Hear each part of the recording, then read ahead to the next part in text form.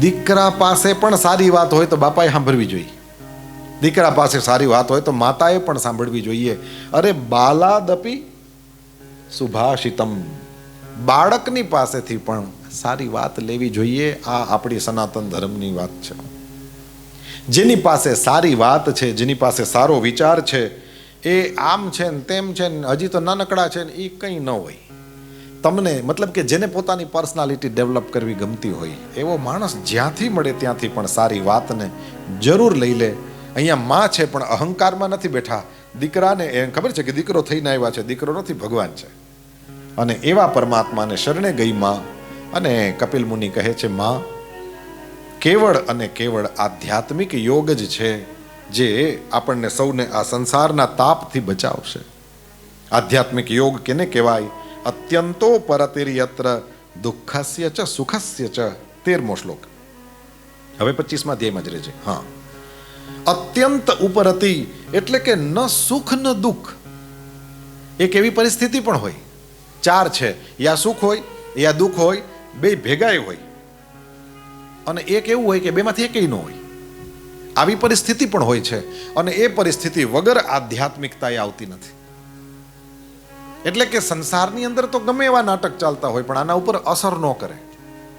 હા, સુખ અને દુઃખ એ ફરતા હોય પણ બધાઈને એક હરખા દુઃખી ન કરી શકે.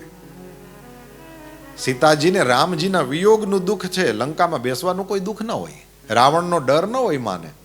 એમ રામ ભગવાનને સીતાનો વિયોગ લાગે, પરંતુ બીજી કોઈ તકલીફ કઈ, જંગલમાં એક મારો ભાઈ ને હું બે એકલા થઈ ગયા ને હાય હાય સીતાનું શું થશે ને એવી બીકમાં આવે એ રામ નહીં.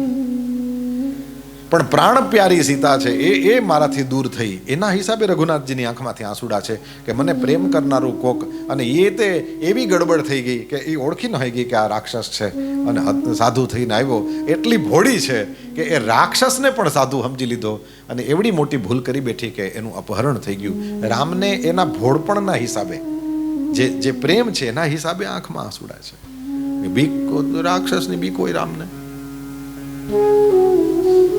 સુખ દુઃખની અત્યંત ઉપર હતી. કપિલ મુનિ સમજાવે છે પરિસ્થિતિ એવી હોવી જોઈએ કે સુખ અને દુઃખ એ બંનેથી ઉપર ઉઠી જાય. હોશિયાર માણસ કોણ છે? કહ્યું એ નાનકડા એવા સુખમાં ઠેકડો ન મારે અને નાનકડા દુઃખમાં અંદરથી હલી ન જાય. બેયને પચાવતા જેને આવડ્યું સમજી લ્યો આ માણસ હોશિયાર છે.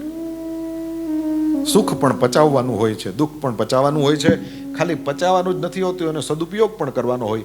બ્રહ્મલીન સ્વામી અખંડાનંદ સરસ્વતીજી મહારાજનો ઉપદેશ છે. સ્વામીજી કહેતા હતા કે સુખનો સદુપયોગ કરો સેવા કરીને.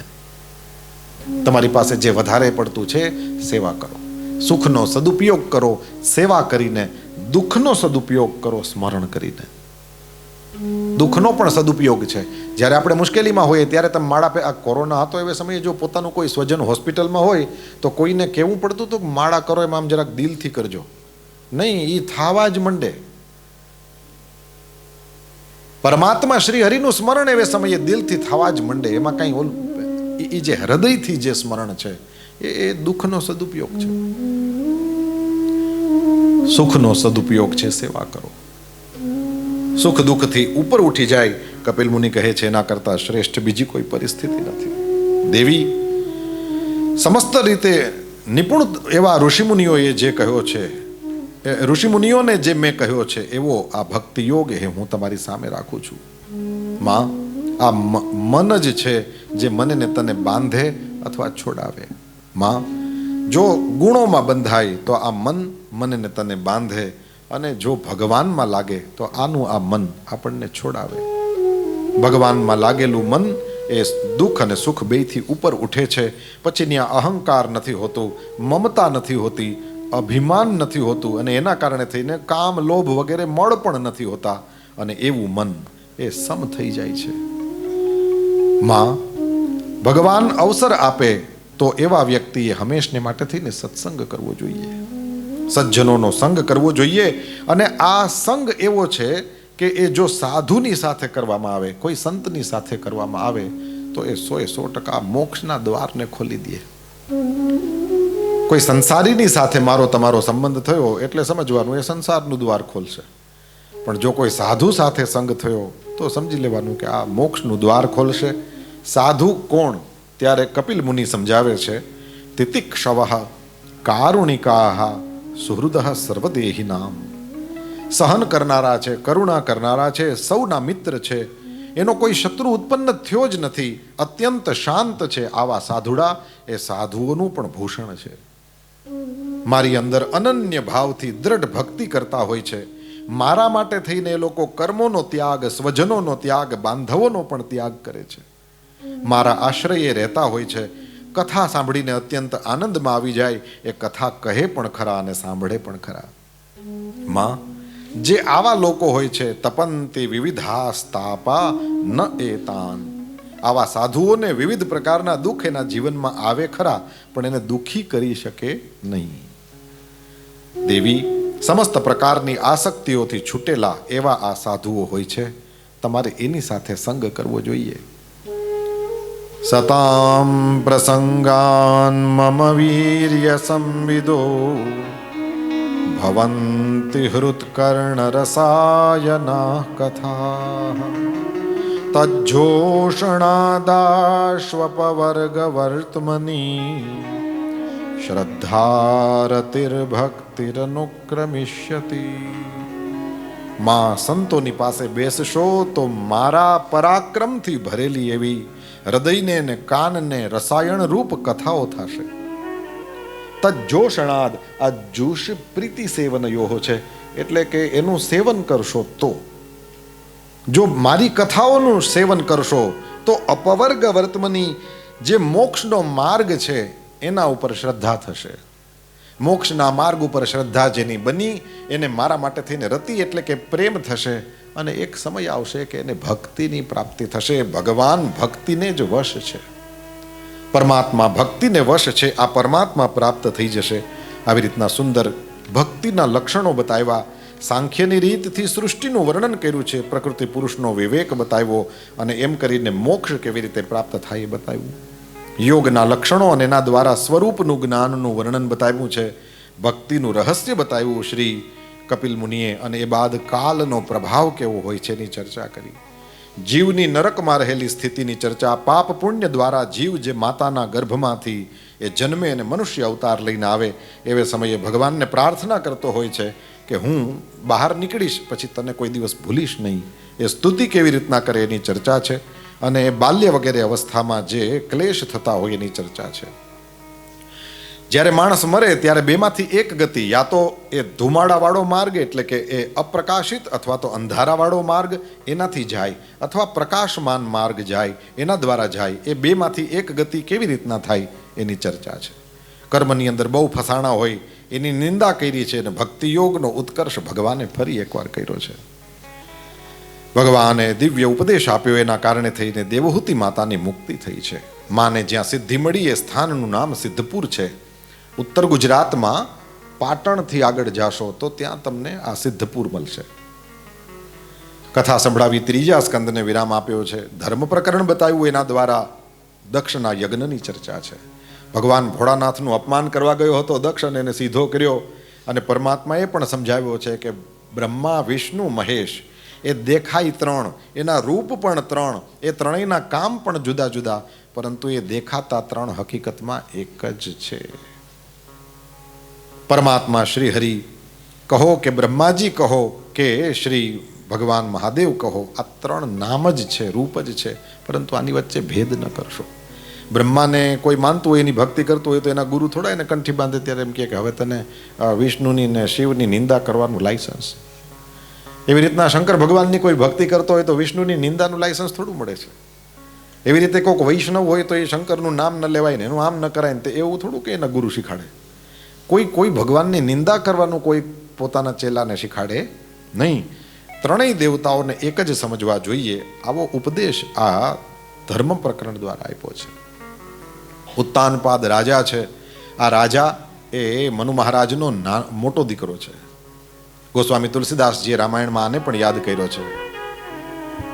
નૃપ ઉત્તાનપાદ સુત જાસુ, નૃપ ઉત્તાનપાદ સુત જાસુ, નૃપ ઉત્તાનપાદ સુત જાસુ, નૃપ ઉત્તાનપાદ સુત જાસુ, ધ્રુવ હરિ ભગત ભજવું સુત જાસુ.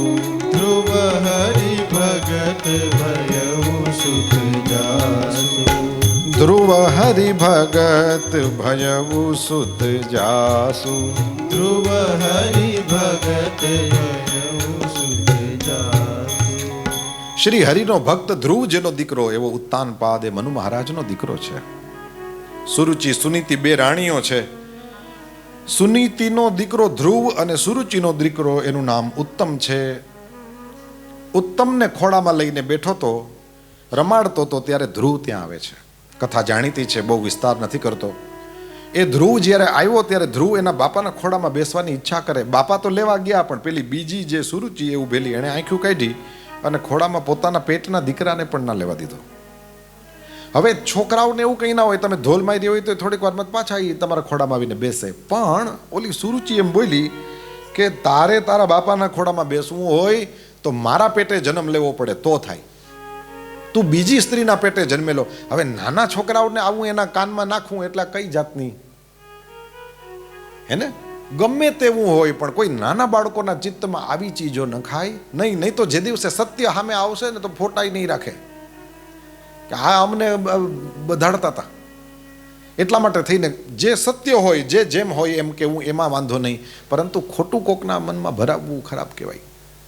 હવે ધ્રુવ તો નાનકડો બાળક છે, એ આવી રીતના બોલ્યો એટલે પેલી બોલી એટલે માંડ્યો રોવા. સુનીતિ પાસે જાય છે અને સુનીતિની પાસે ગયો અને કીધું કે મારી આ માં તો આવું કહે છે, તારે ખોડામાં બેસવું હોય તો વનમાં જઈને તપ કર ને ભગવાનને પ્રસન્ન કર, અને ભગવાન રાજી થાય તે દી એમ કહેજે કે મને મારી માં સુરુચિનો દીકરો બનાવો.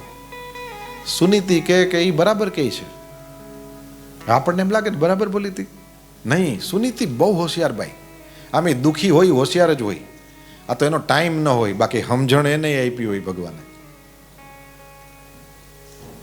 બધા ના સમજા. હું બધા હું જોઉં ખરો કોને કોને ઉતરે છે, પણ ખીલી બધા ન ખૂતે. લ્યો પાછી એકવાર ટ્રાય કરું. દુઃખી હોય, સમજતા બધું હોય, એનો ટાઈમ ન હોય. અને જેનો ટાઈમ ન હોય ને એ સમજતો હોય તોય મૂર્ખ ગણાય, અને જેનો ટાઈમ હોય ને એ મૂર્ખ હોય તોય હોશિયાર ગણાય. ભાઈએ કહી દીધું પછી બરાબર જ હોય ને, અક્કલ મઠો છે ઓલો. ऐसा होता है? સમજતી હતી બધું. એ શું સમજતી હતી હું તમને સમજાવું. સુરુચિએ વાં છોકરાની સામે જેમ તેમ બોલી, એટલે કે એને દેખાડ્યું કે તારો બાપ બેઠો હોય ને તો એ મારો આટલો પાવર. એક બીજા જેટલા સાંભળતા હોય એ બધા પાછા કોઈને કહેતા નહીં એમ કરીને આગળ આગળ ફેલાવે ને, એટલે ન્યાય આખી પ્રજામાં પોતાનો પાવર બતાવ્યો. અને સુનીતિ જે શાંતિથી પોતાના ઘરમાં બેઠી હતી, જેને આ કંઈ ખબર નહોતી, એ નિરાતે બેસી ન શકે એટલે ઉંબાડિયું એના છોકરાના હાથમાં આપ્યું. ઉંબાડિયું શું છે? મારો દીકરો થા તો તને આ ખોડામાં બેસવા મળે. એટલે કે એને તો અહીંયા રાણી તરીકેનું કોઈ માન સન્માન નહીં, પણ આ નાનું છોકરું ભલે રહ્યું એને નહીં. એટલે છોકરાને આવું કહીને મોકલો, ને છોકરો જેવો રોવા માંડ્યો ને એટલે સમજી ગઈ કે હા આગ લાગી ગઈ. હવે આ ઉંબાડિયું ઉડતું ઉડતું જશે એના ઘરે, અને ઓલી જેવી સાંભળશે એટલે દુઃખી થશે કે મને તો માન સન્માન નથી, આ મારા બાળકને નથી, ને રોશે. બસ એ રોવે એવી ઈચ્છા છે. હોય ને અમુક એવાય હોય, ખાવું ખાધું ન ભાવે એને જ્યાં સુધી આવું કંઈક ન કરે. પણ બહુ ડાઈ બાઈ હતી સુનીતિ. અને આમ તો આ બધા નામ જુદા જુદા ભાઈ, પણ એ બધાય આપણે જ કરવાના કામ છે. આ તો આપણને ચાવીઓ આપે છે કે જીવન કેવી રીતે સુધરે, કેવી રીતે કોક આપણા ઘરને હળગાવવા માંગતું હોય તો ન હળગાવવા દઈએ ને બચાવી લઈએ. આ જ બધું છે. શું કર્યું ખબર? સુનીતિ કે હગી માનો અધિકાર હોય ને એના કરતાં ઓરમાન માનો હક બાળક ઉપર ડબલ હોય. એટલે ધ્રુવે આંસુડા લૂછી નહીં કે હું કયો છો? કીધું હા. હવે જો અત્યારે સુનીતિ એવું બોલે કે તને બીજી વાર કોઈ દી બોલે એટલે કહી દેજે કે હું તારો દીકરો નથી, હું મારી માં કહેશે એમ કરીશ, હું તારું ન માનું આમ તેમ. એટલે ગામ આખાની સામે ઓલી સુરુચિ ચાલુ થઈ જાય કે ઓલી તો રાજાને ગમતી નથી, આ જો એના છોકરાએ આવા પેદા થયા છે, મા બાપની સામું બોલે છે. હવે સમજાણું? આ ચકેડા એવા હોય કે આપણને સમજવાય અઘરા. અને એ જ ખેલ જે કરી રાખતા હોય એ જિંદગી આખી આવું જ કર્યા રાખે. પછી મરે ખરા એવી રીતના, પણ ત્યાં સુધી કંઈકનું બગાડતા જાય. એનીવે આપણે મુદ્દા ઉપર આવો. સુનીતિને ખબર પડી ગઈ કે આ બાઈએ મારા ઘરે ઉંબાડિયું મોકલું પણ હું હરગવા દવ જ નહીં ને. એક તો બે જ, અને એ બે લડે તો પછી મતલબ નથી. એટલે એણે દીકરાને સાચવી લીધો. અને જોજો શું બોલી છે, હગી માં કરતા પણ ઓરમાન માનો અધિકાર ડબલ હોય. એટલે કીધું એટલે એમ કે હું તને કોક દી કંઈ કહું ને તારાથી થાય ન થાય હાલે, પણ એણે જે તને કીધું એ કરવું જોઈએ. એટલે કીધું જંગલમાં જાને તપ કર. છોકરો તો તમને ખબર છે ને, બાપની વાત ન માને. માને 1000 સવાલ પૂછે, આ શું છે, કઈએ પૂરું થશે ને, હાલને જઈને ભૂખ લાગી ને, એને બધું 50 સવાલ પૂછે. પણ બાપને એક જ સવાલ પૂછે, મારી માં ક્યાં? લોક સાહિત્યકારો સરસ બોલે છે, આટલું જ. એને માથું ખાવાનું ભાવતું હોય એની માનું, બાપને હમ કંઈ પેલું કરે જ નહીં. માં બોલી કે તારે જંગલમાં જવું જોઈએ ને તપ કરવું જોઈએ. એટલે આને એમ થયું કે લે, હું તો ખોટો રોતો હતો, મારી માં તો કહે છે બરાબર કહેતી હતી. હવે શું, તો કે છોકરો જવા તૈયાર થયો. છોકરો જેવો જવા તૈયાર થયો એટલે પછી કોકને તો સુનીતિ માટે પ્રેમ હોય ને, એટલે કોઈ ન દેખતું હોય એમ ક્યારેક ઘરમાં આવતા હોય ને, એણે સુનીતિને કીધું કે માં છો કે હું છો? કેમ? જંગલમાં આવડા 5 વર્ષના છોકરાને મોકલે છે, તને ખબર છે આ પાછો આવે? હાંજ મોર આને વાઘવરું ખાઈ જાય તો? એટલે સુનીતિએ કીધું કે તારી વાત 100% સાચી. એવી કોઈ માં હોય નહીં જેને પોતાનો દીકરો વાલો ન હોય. દીકરીઓની હારે માયું બાંધે, પણ દીકરા બહુ વાલા હોય. અને હામું હોય. દીકરીઓ ઓછી ના હોય, એ તે તલવારું ચમકાવે. તારી દાળમાં ઠેકાણું નથી. તને ભાત બનાવતા ઓલો તને શાક બનાવતા આવડે, તારું શાક મને ભાવે જ નહીં. સારું તું તારું કરી લેજે. હોય ને, હામું હાલતું હોય ઘરમાં, મજા આવે. એ કોઈ દ્વેષથી ન હાલતું હોય, આનંદથી હાલતું હોય.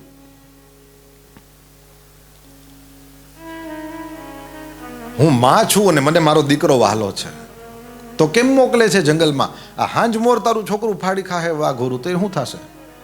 શું જવાબ આપ્યો છે સુનીતિએ! વાહ! આમાં ભગવાન અડા આવે. કહે છે કે જો બેમાંથી એક જ થશે, કાં તો મારો દીકરો એ ભગવાનને મેળવીને આવશે, અને કાં એને વાઘવરું ફાડી ખાશે. બરાબર? જો વાઘવરું ફાડી ખાય તો મોરલીવાળાને બોલાવવા ગયો તો એની ઇજ્જતનો સવાલ છે, મારી નહીં. અને એ ગમે એ થવા દે, પણ પોતાની ઇજ્જતને ક્યાંય જવા દેતો. એનું નામ લઈને 5 ઘરની ભીખ માંગીને ખાનારાઓ પણ રાધે રાધે કરતા હોય વૃંદાવનમાં. શક્ય છે ઘરે તો આ વસ્તુ સાચી છે ખોટી કહેજો. મહેલમાં હતી ત્યારે મીરા કોક દી દુઃખી થઈ હશે, પણ મહેલનો ત્યાગ કરીને નીકળી ગઈ, પછી મીરા 5 દી સુધી ભૂખી રહી, એવા કોઈ દાખલા છે? કેમ? એનું નામ લઈને નીકળી છે, અને જે એનું નામ લઈને નીકળી ગયા એને કોઈ દી વાંધો આવતો નથી. જાજી વાત ન કરાય, પણ ટૂંકમાં થોડુંક એવી ચીજ છે જે તમે જોઈ કદાચ ન હોય, પણ આવી ગયું મોઢામાં તો હું રોકતો નથી. ગિરનારમાં રાત્રિના સમયે એવા અમુક સાધકોને મેં જોયા કે એ લોકો એક પણ પૈસો ખિસ્સામાં નાખ્યા વિનાના ગિરનારમાં અંદર ઘૂસી જાય. આપણે પગથિયે હાલીએ, એના સિવાયનો એક ઘણો ગિરનાર છે. એક પણ પૈસો ખિસ્સામાં નાખ્યા વિનાના અંદર ઘૂસી જાય. એવા સાધકો જે પોતે ઘૂસ્યા હોય એની પાસેથી મેં જે સાંભળ્યું એ હું તમને કહું છું. ભૂલતા નહીં, વાત હાલે છે. જે એનું નામ લઈને નીકળી ગયો એને ભગવાન ભૂખો રહેવા દેતો નથી. વાત આ હાલે છે. ગંગાજી તો જાય છે, હા કરું પકડીને બેસજો. ગિરનારમાં જે ઘૂસી ગયો હોય એની પાસેથી મેં સાંભળ્યું, એક પણ પૈસો ખિસ્સામાં નહીં, અને રાત એના હાટું છાતી જોઈ, બધાયનું કામ નહીં. વાંદો જોઈને પલંગ ઉપર ચડી જતા હોય, એને આ બધું સાંભળવું નહીં, તોય બીક લાગે. રાત્રિના સમયે ગિરનારમાં ઘૂસી ગયા, અને એણે પોતે કીધું કે કોક સાધુ મળે, કોક ને કોક ભેગું થાય જ રાતના સમયે આંટોમાં. અને આમ તો ગિરનારને એ તો દેવતા છે ને, એને ખબર પડી જાય કોક ગયેલું છે, જે અહીં રહેતું નથી એવું કોક ઘૂસ્યું છે. એક સાધુ મળ્યા, અને એવે સમયે 2 ક્વેશ્ચન. પહેલો સવાલ, યહાં ક્યું આયે હો? પહેલો સવાલ શું? શેના માટે અહીંયા આવ્યો છે? અને એમ કે કંઈ નહીં, એમને બસ થોડું ભજન કરશું ને રહેશું ગિરનારની છત્રછાયામાં. આહા. અને બીજો સવાલ શું ખબર? કુછ ખાયા? શું સવાલ છે? કુછ ખાયા? જેની પાસે એક નાનકડી થેલી સિવાય કંઈ હોતું નથી ને એમાંય કદાચ માળા જોડી સિવાય શું હોય. અને એવાય તે સમજે કે આ આંગણે ઊભો છે, અતિથિ છે, અને મારી નજરમાં આવ્યો તો મારે પૂછવું જોઈએ, કુછ ખાયા? ખેર મેં કીધું એ પ્રમાણે એમાં બહુ લાંબી વાતો ન કરાય, કારણ કે એ પ્રદેશની વાતો છે, અને થોડું ઘણું ભજન કર્યું હોય બધાય આ ચીજોને સમજે અને એ ચીજો એને સારી લાગે. બટ મારે તમને ખાલી એટલું જ કહેવું છે, રાતના પણ ગિરનારમાં એક કોક ખબર આવી જાય જો તમે ભગવાનનું ભજન કરવા ગયા હોય. બાકી પિકનિક માટે જતા હોય ને બીજું કરતા હોય એવા જાય જ છે ત્યાં. સુનીતિએ કીધું કે ભગવાન પોતાની ઇજ્જતને નહીં જવા દે. મને મારા છોકરા ઉપર ભરોસો છે એમ એના ઉપર એ છે, અને એના નામે જ મારા છોકરાને હું જંગલમાં મોકલું છું. એક વાત એટલે જો વાઘવારું ફાડી ખાશે મારા છોકરાને તો જવાબદારી ભગવાનની છે. અને બીજું કે તું જો ભગવાનને લઈને આવશે તો ચારેય બાજુ દુનિયામાં જય જયકાર થશે કે ધન્ય સુનીતિ, તારો છોકરો ભગવાનને 5 જ વર્ષની અવસ્થામાં મેળવીને આવ્યો. બે બાજુ મારા હાથમાં લાડવા જ છે. છોકરો જાય છે અને આવું વિચિત્ર થાય ત્યારે નારદજીને ખબર ગમે ત્યાંથી પડી જાય. નારદજી આવ્યા ધ્રુવની સામે, આ તેજસ્વી છોકરો, અને અહો તેજ ક્ષત્રિયાણામ માન ભંગમ અમૃષ્યતામ. આ 2 જણા પોથી ખોલીને બેઠા મને હેરાન કરે. તમે યાર ગોતી લ્યો ને એ શ્લોક, મારે તમારી સામું જોવું એટલે મારે જોવું પડે ક્યાં છે એ કેવું પડે. ક્યાં ગયા નારદજીલા? અહો તેજ ક્ષત્રિયાણામ માન ભંગમ અમૃષ્યતામ. કહે છે પોતાના એ અપમાનને સહન ન કરી શકનારા શ્રી નારદજી એ બાળકને જોવે છે અને કહે છે કેવું ગજબ કહેવાય. 8મા અધ્યાયનો 26મો શ્લોક, અધ્યાય 8 શ્લોક નંબર 26.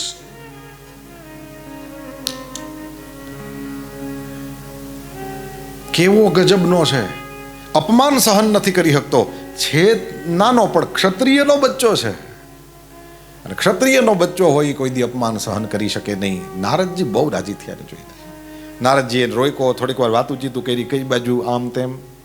કીધું ભગવાનને મેળવવા જાઉં છું. નારદજીને એમ થયું નાનું છોકરું છે બીવડાવું. તે કે ઝાડવાની ડાળીએ લટકેલા અને હજારો વર્ષોથી નાક પકડીને ભગવાનના નામનો જપ કરે છે ને, એને ભગવાન સપનામાં હજી દેખાણા નથી, એટલે હેલું નથી. તું આમ નીકળી પડ્યો પણ એમ ભગવાન મળતા નથી. ધ્રુવનો જવાબ સાંભળો. ધ્રુવ કે એ બધાને મળ્યા હોય કે ન મળ્યા હોય મને મળશે. એટલે પછી નારદજી સામું પૂછ્યું કે તું કઈ ટીલું લઈ આવ્યો છો, તને હે ન મળે ભાઈ? એટલે ધ્રુવે જે સામે જવાબ આપ્યો, નારદજી ખુશ થઈ ગયા. નારદજી કહે છે, ધ્રુવ કહે છે નારદજીને કે એને કોઈને મળ્યા હોય કે ન મળ્યા હોય મને મળશે. કારણ તો કે એને કોઈને જાવા ટાણે નારદજી નહોતા મળ્યા, મને તમે મળ્યા છો. એટલે જેને ગુરુ મળે એને ભગવાન મળે. ભગવાન મળે એને ગુરુ મળે કે ન મળે ખબર નહીં, પણ જેને ગુરુ મળી ગયા એને માટે તો ભગવાન મળે ને મળે. એકવાર ખાલી વશિષ્ઠજી પાસે જઈને દશરથજીએ 2 આંસુડા સાર્યા છે કે મારો વંશ અટકી જશે, અને આટલી જ વાત. અને વશિષ્ઠજી શૃંગીને બોલાઈ આવ્યા. વશિષ્ઠજીએ પુત્ર કામેષ્ઠી યજ્ઞ કર્યો, બધુંય વશિષ્ઠજી સંભાળી લીધું. અને રામ, લક્ષ્મણ, ભરત, શત્રુઘ્ન 4 છોકરા. ગુરુ મળે અને ભગવાન મળે ને મળે. મહારાજ તમે મને મળ્યા છો એટલા માટે 100% મને ભગવાન મળશે. નારદજીએ રાજી થયા કે હવે આમાં કંઈ બોલાય નહીં. અને ત્યારે એ નાનકડા છોકરાને નારદજીએ પોતે ઓમ નમો ભગવતે વાસુદેવાયનો મંત્ર આપ્યો છે. મહાન મંત્ર શ્રી નારદજી આપ્યો. નામ જ નારદ. એકવાર નારદજી આપી દે એટલે રદ થાય જ નહીં, ફેલ જાય જ નહીં. ધ્રુવજીએ મંત્ર લીધો છે અને મનથી ભગવાનની એ પૂજા કરે, તપસ્યા કરે. અને ભાગવતની કથા પ્રમાણે ખાલી 5 જ મહિનાની તપસ્યા અને પરમાત્મા રાજી થયા છે. ભાગવતમાં એવું લખેલું છે માડી કે બીજા બધાને ભગવાન દર્શન દેવા જાય, પણ ધ્રુવ હાવ 5 વર્ષનો નાનકડો ધ્રુવના દર્શન કરવા ગયા. આ ભગવાન હું કામ સૌથી મોટો છે એનું કારણ કે એને દર્શન કરવા જવામાં હરમ નથી કે મારાથી થોડું કોઈને દર્શન કરવા, હું તો દર્શન દેવા વાળો, હું આમ જ હોઉં એવું નથી. ભગવાન આમે કરી શકે. નારદજીને દેખે, સુદામાને દેખે, વ્યાસજીને દેખે એટલે ભગવાન પિતામહ પ્રણામ, ભીષ્મ દાદાને પ્રણામ કરતા હતા. અરે ભીમ મોટો હતો કૃષ્ણ કરતા, ભીમને કૃષ્ણ પગે લાગતા. યુધિષ્ઠિર ભીમ 2 મોટા, નકુળ સહદેવ નાના, અર્જુન પોતાના જેવડો.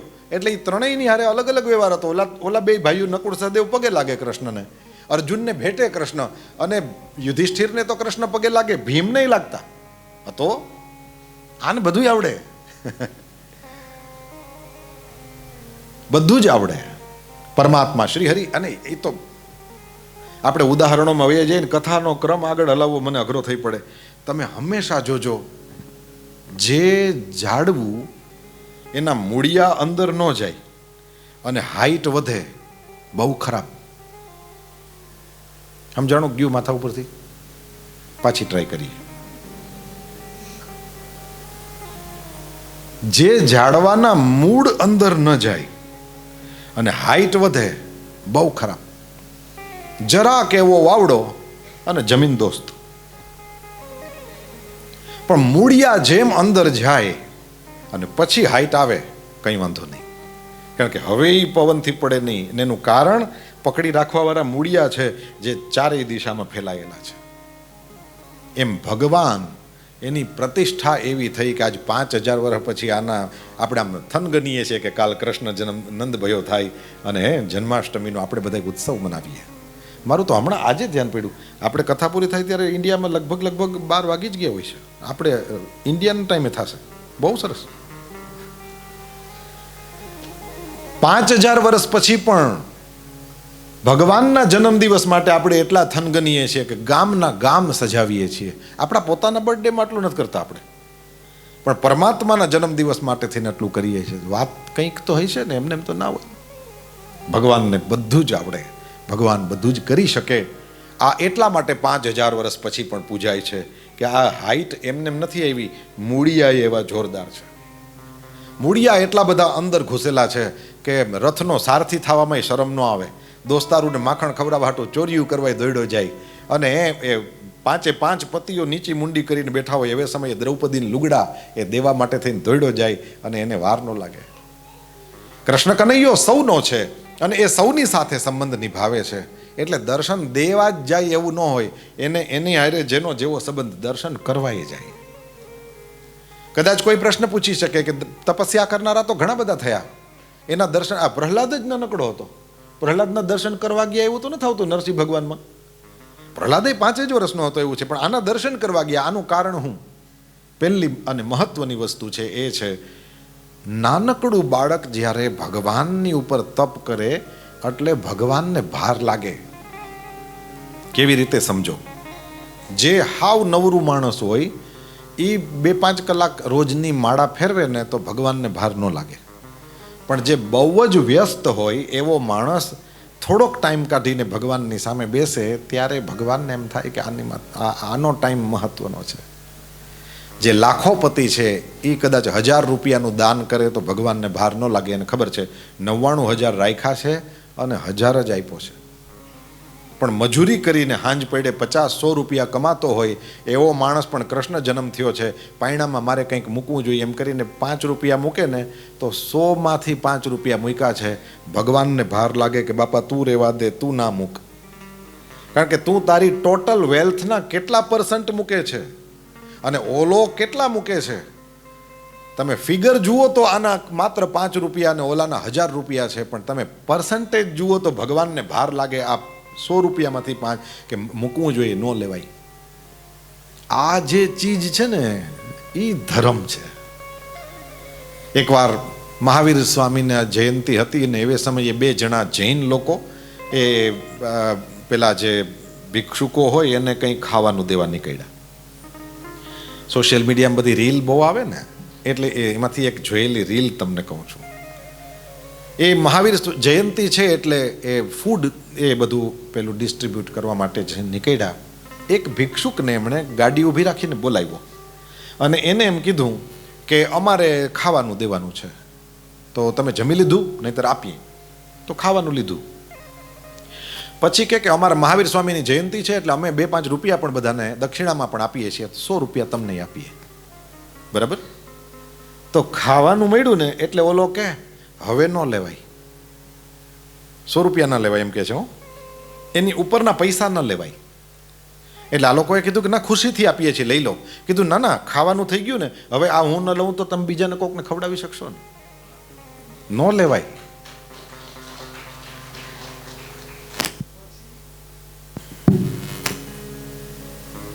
પછી ઓલા 2 જણા કે ટાઈડના દિવસો છે, ધાબરો લઈ લેજો, ક્યાંક હુવો ને તો ત્યાં કામ લાગશે તમને. જવાબ હું બોલ્યો ખબર? એ કે ઓલા પુલની નીચે સૂતો હું છું તો કોઈ મને ઉઠાડતું નથી, અને ન્યા મને ટાઈડ નથી લાગતી, ધાબળોય કોકને આપજો, મારાથી ન લેવાય. ક્યાં આને ભિખારી કેમ કેવો? મંદિરની બહાર બેઠા હોય એ ભિખારી હોય કે ભગવાનની સામે ઊભા ઊભા હજી 5 કરોડ આપો વાળા ભિખારી હોય? કોણ ભિખારી હોય બાપા? આ ધર્મ છે, અને આ ધર્મ છે જે મને ને તમને પ્રેરણા આપનારો છે અને આપણને લાખો મુશ્કેલીઓમાંથી બચાવનારો છે. આનું આચરણ કરવા વાળા કોઈ દિવસ દુઃખી ન થાય. અને એના ફેસ ઉપર તમે જુઓ તો એક નિરાત સંતોષ, કોઈ દંભ નથી. દેખાઈ જાય કે આ રીલ બનાવવા માટે આને ડાયલોગ નતા આપ્યા, આ હકીકતમાં આમ બોલતો હતો. નો લેવાય.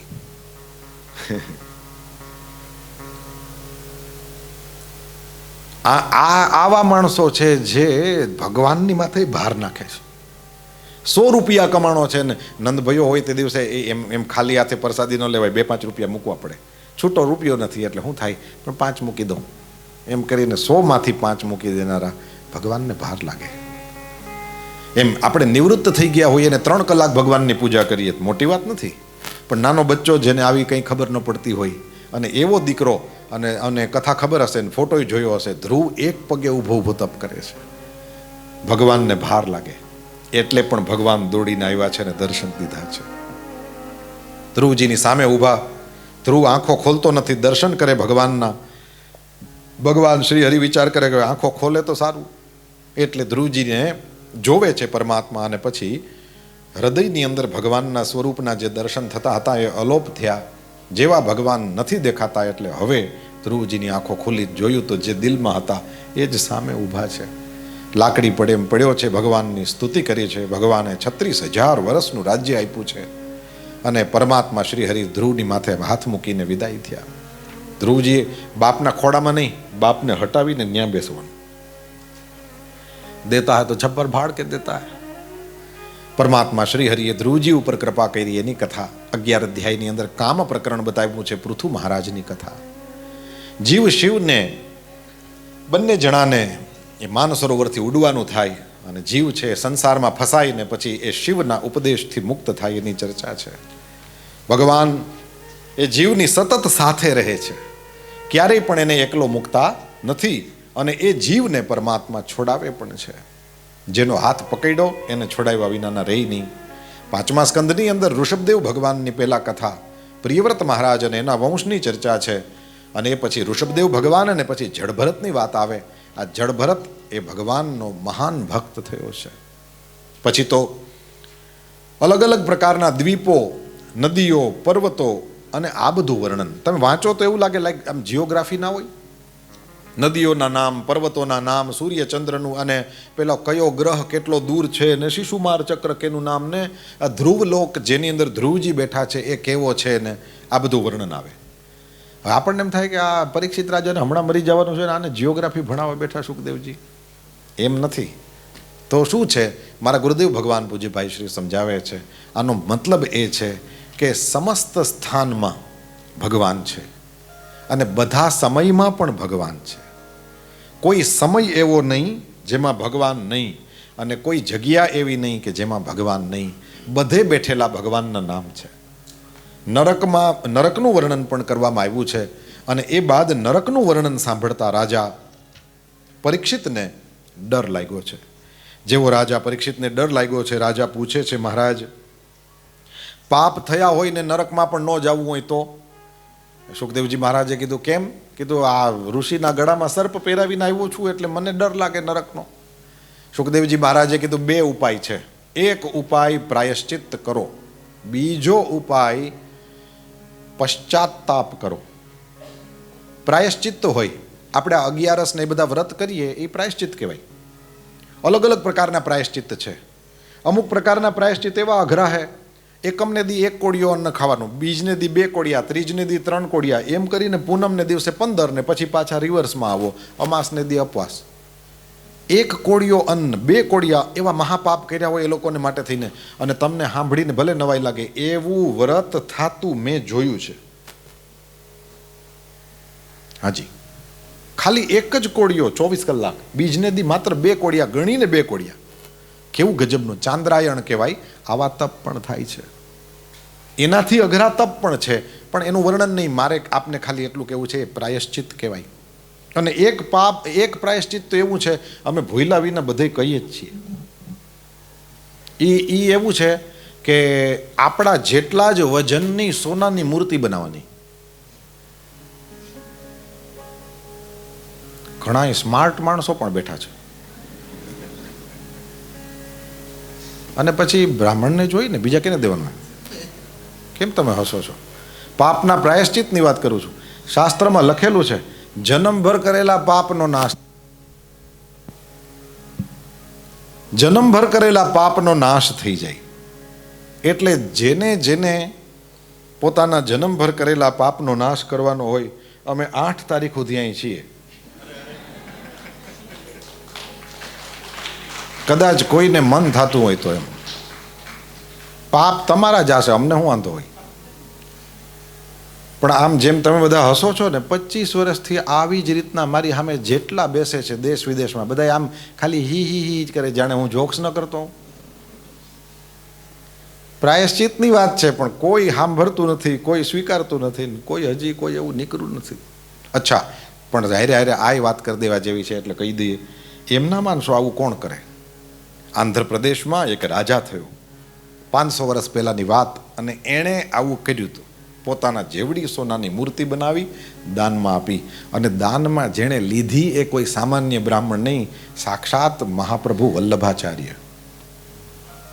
પુષ્ટિ માર્ગ જેણે શરૂ કર્યો, શ્રીનાથજીની જે સેવકો બધા ભક્તિ કરતા હોય, પુષ્ટિ માર્ગ, એ વલ્લભાચાર્યજી. એટલે એવું થયું કે એણે આવી રીતના કીધું કે મારું બધું પાપ હું આમાં નાખું, આ જે લેવા તૈયાર થાય એને. ગામનો એકેય બ્રાહ્મણ તૈયાર ન થયો. કારણ તો કે એવું પાપ લે તો પોતાની બધી કરેલી ગાયત્રી વહી જાય. એવું કોણ મૂર્ખ હોય? સોનું તો આજ છે ને કાલ નથી. આપણે મરી જઈએ થોડા ભેરા લઈ જઈ હગીએ થેલી લઈને, પણ કરેલી ગાયત્રી તો ભેરી આવે. એટલે દાન લે અને ગાયત્રી ન કરે એવા બ્રાહ્મણને માટે થઈને બહુ મુશ્કેલી ઊભી થાય. એક પણ બ્રાહ્મણ તૈયાર ન થયો, અને ત્યારે શ્રી વલ્લભાચાર્યજી તૈયાર થયા છે, અને એમણે એ દાન લીધું છે. ત્યાગી હોય, તપસ્વી હોય એ કરી શકે, વૈરાગી હોય એ કરી શકે, જેને જીવનનો શ્વાસ પરમાત્માને આપ્યો છે એ કરી શકે. વલ્લભાચાર્યજીનો ફોટો જોયો જ હશે, ખબર જ હશે. માત્ર ધોતિયું ને એક ઉપરનો કોઈ આમ સીવેલો જભ્ભો કે એવું કંઈ પણ નહીં, આમ ખાલી ઉપરનો ઓઢેલો છે બસ. 3 વખત હાલીને આખા ભારતની પરિક્રમા કરી, અલગ અલગ જગ્યાએ બેસીને ભાગવત વાંચતા. જ્યાં બેસીને ભાગવત વાંચે એને વલ્લભાચાર્યજીની બેઠક કહેવાય. તમે કોઈ જગ્યાએ ભારતમાં ફરવા ગયા હો તો તમે જોયું હશે, બેઠક કહે. એનો મતલબ એમ કે અહીંયા બેઠા હતા અને એણે ભાગવત વાંચ્યું હતું. બદ્રીનાથથી લઈને રામેશ્વરમ સુધી, જગન્નાથપુરીથી લઈને દ્વારકા સુધી બધે બેઠક છે. 7 દિવસ સુધી બેઠા છે, ભાગવતના પારાયણ કર્યા. આ ભૂદેવ આમણે લીધું. હવે આપણને એમ થાય કે ધોતી ઉપરનો બેજ ખિસ્સું હતું નહીં, લઈને શું કર્યું? બસ એ લઈને જે કર્યું ને એ જ કેવું છે. એક વખત સ્વીકારી લીધું છે, અને પછી કહે છે નાના ટુકડા કરાવ્યા. અને ઓલા બ્રાહ્મણોને કીધું કે આ લઈ લીધું મેં, એટલે તો હવે મારું કહેવાય? કીધું હા. હવે હું દાન આપું તો તમે લ્યો કે ન લ્યો? કીધું તમે આપો તો લઈ, તમારા હાથે લઈ લેશું. એ નાના ટુકડા એ ગામના બધા બ્રાહ્મણોને વેચી દીધા, અને ભારતના એ મહાન આચાર્ય વળી પાછા પોતાની પાદુકા ખટખટાવતા ત્યાંથી નીકળી ગયા. આવું પણ પ્રાયશ્ચિત થયું છે. એક રસ્તો આ, પણ એમાં તમે હૈસા એટલે હવે હું તમને પાછું કંઈ કહી નહીં. પણ મેં 8 તારીખ સુધી છીએ એમ તો તમને અમે કહી દીધું, એટલે તમને યાદ રહેશે. કદાચ કોકને વસી જાય રામ, નહીં વસે મને ખબર છે. 25 વર્ષમાં કોઈને વૈસા નથી. પણ બીજો ઉપાય છે, એ છે પશ્ચાતાપ. કરેલા પાપ ઉપર પશ્ચાતાપ એટલે અફસોસ, અને નવા પાપ ન કરવાની પ્રતિજ્ઞા. આ જેણે કર્યું, દુનિયામાં સત્તા પાપ પુણ્યની ચાલતી નથી, દુનિયામાં સત્તા ભગવાનની ચાલે છે. જેણે કોઈએ પણ પશ્ચાતાપ કર્યો અને પછી નવા પાપ ન થવાની પ્રતિજ્ઞા કરી, એના જન્મભર કરેલા પાપનો નાશ થાય. સિદ્ધાંત તો બતાવ્યો, ઉદાહરણ હોય તો વધારે સમજાય. ઉદાહરણ અજામિલ નામનો બ્રાહ્મણ છે.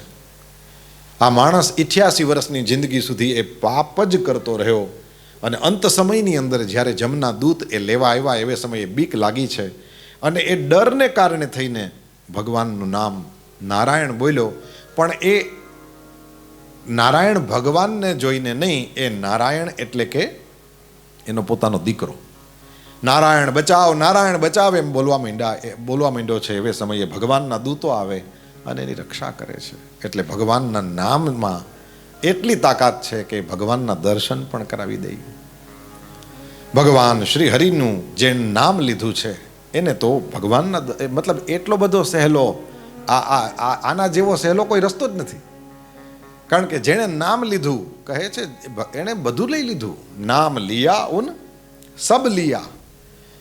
સમસ્ત શાસ્ત્રોનો ભેદ એને ખબર પડી ગઈ. સકલ શાસ્ત્ર કા ભેદ અને વિના નામ નરકે ગયા પડ ચારો વેદ.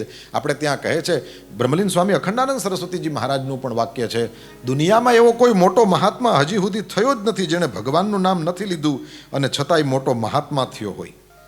અરે બ્રહ્મ વિદ્યા એ પણ જ્યાં સુધી નામ નથી લેતો ભગવાનનું ત્યાં સુધી કંઈ વળતું નથી. સ્વામીજીનું એક વાક્ય છે અને એ એમના જ શબ્દમાં હું આપની સામે વાંચીને સંભળાવું. આપકો બ્રહ્મ મધુ કા પાન કરના હો તો નામ કા ઉચ્ચારણ કીજીએ. બ્રહ્મને મધ કીધો, હની. પરબ્રહ્મનો અનુભવ એ મધ જેવો મીઠો છે. એવો કોઈને અનુભવ કરવો હોય તો નામ કા ઉચ્ચારણ કીજીએ. હરખી રીતે સમજજો. ઓમ નમઃ શિવાય બોલો એટલે મંત્ર કહેવાય, પણ કેવલ શિવ, મહાદેવ, હર આ બોલો એટલે આને નામ કહેવાય. ઓમ નમો ભગવતે વાસુદેવાય મંત્ર કહેવાય, પણ વાસુદેવ, હરિ, કૃષ્ણ આ બધા નામ કહેવાય. પધારો. કૃષ્ણ કન્હૈયા લાલ કી જય. ક્યાં ફાવશે? રામ કૃષ્ણ સ્વાગત. બિરાજો. આ જ બરાબર છે. દિલન તારી પાછળનું. આવો ભાઈ.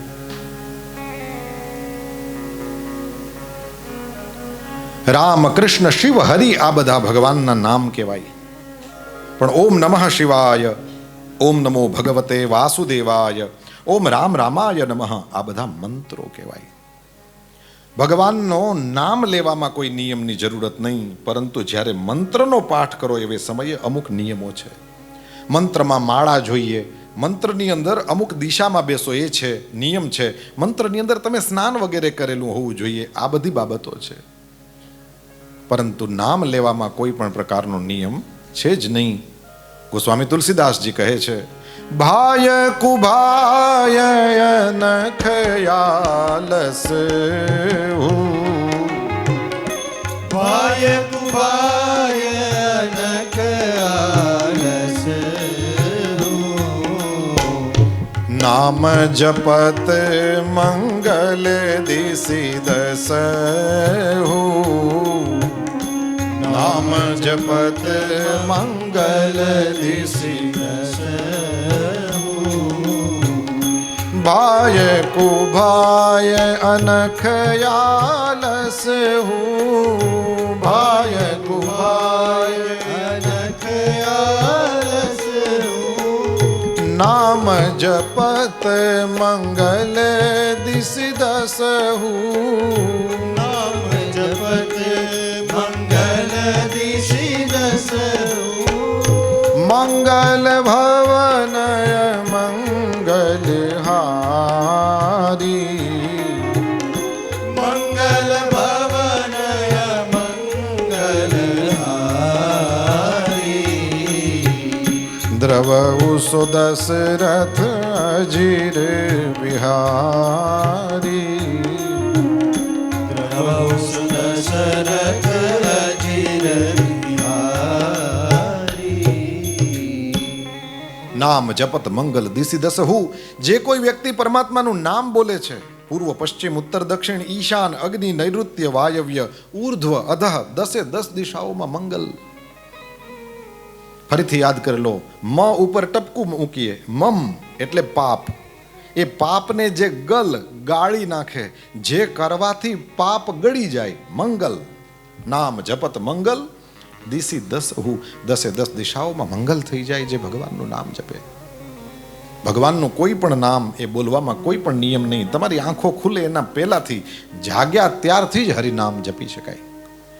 ઘણા લોકોના ઘરમાં વાગતા હોય મંત્રો, બહુ સારું, એ ચાલુ રાખજો. કારણ કે તમે તો સમજો છો આ સીતારામ એટલે શું, તમે તો સમજો છો ઓમ નમઃ શિવાય એટલે શું થાય.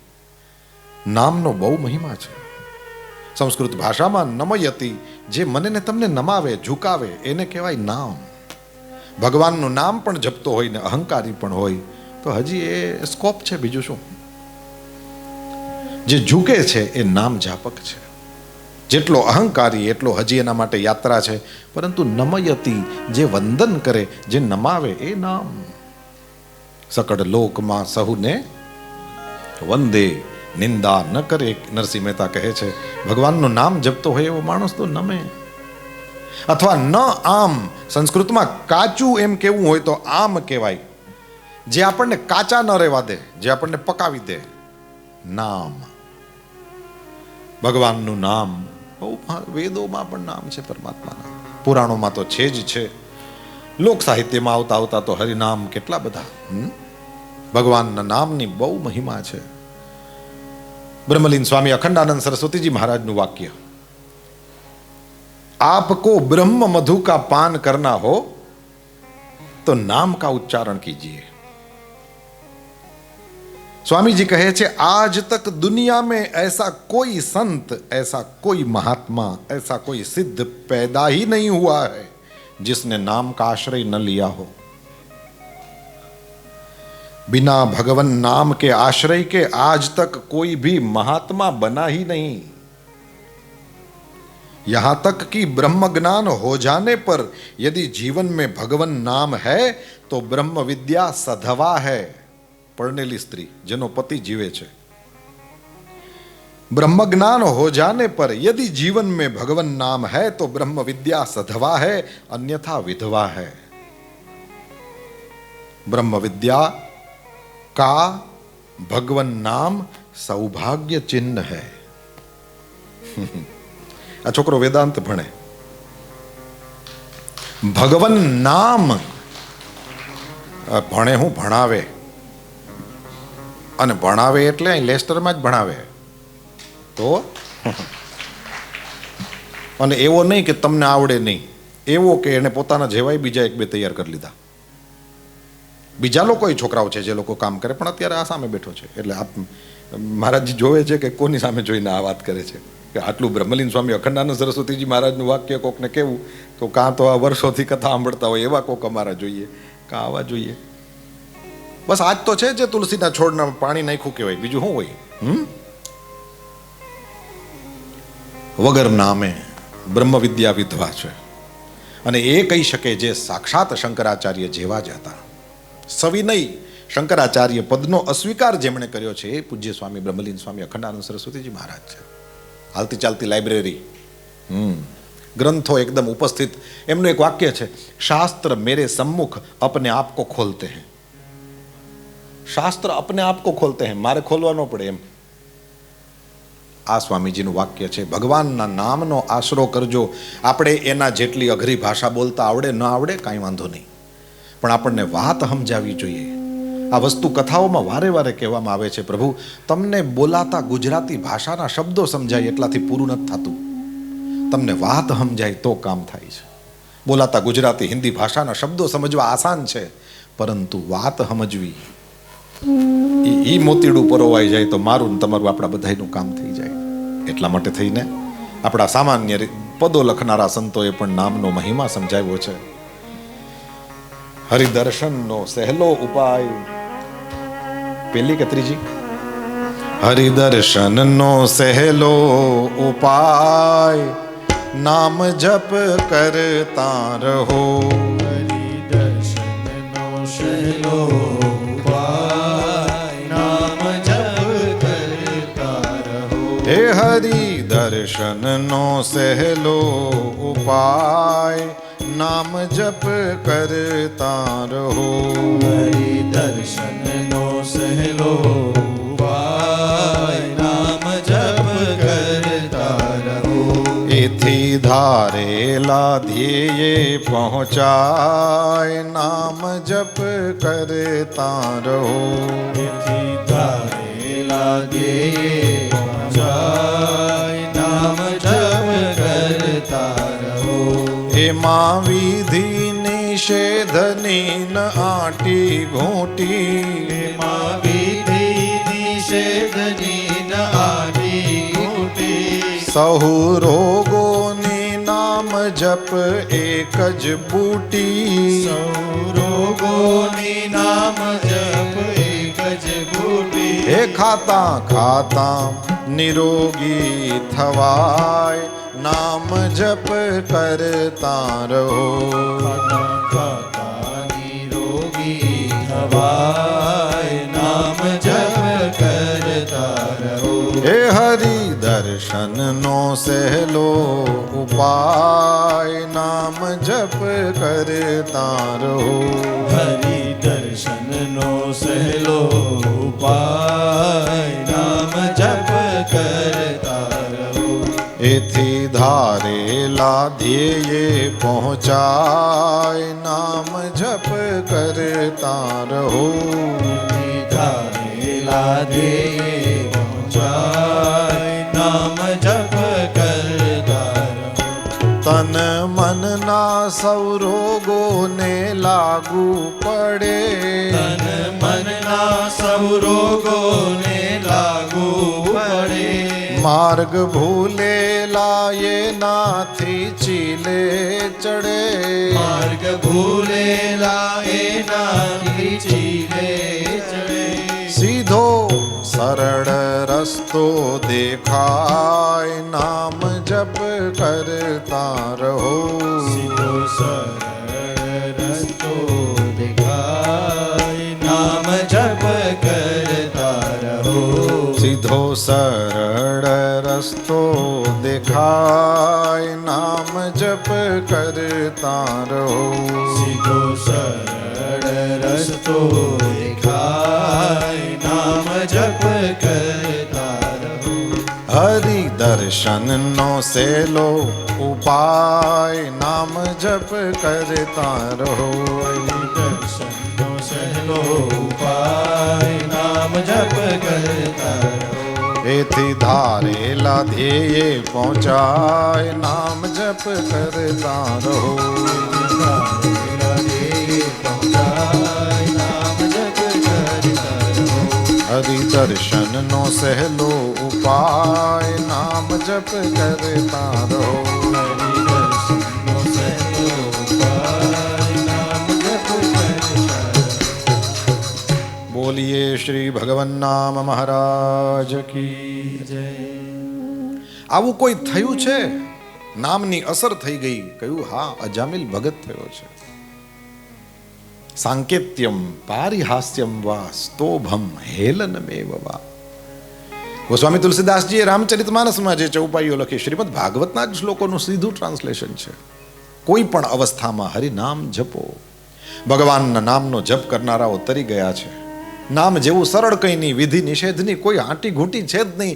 આમ કરાય ન કરાય ને આમ તેને. તમે બોલો કાર ચલાવતા હોય એ સમયે તમારા પગમાં જોડા પહેર્યા હોય તો કોણ પૂછે છે? તમે તમારી આડા નહીં આવો, હરિનામ જપો.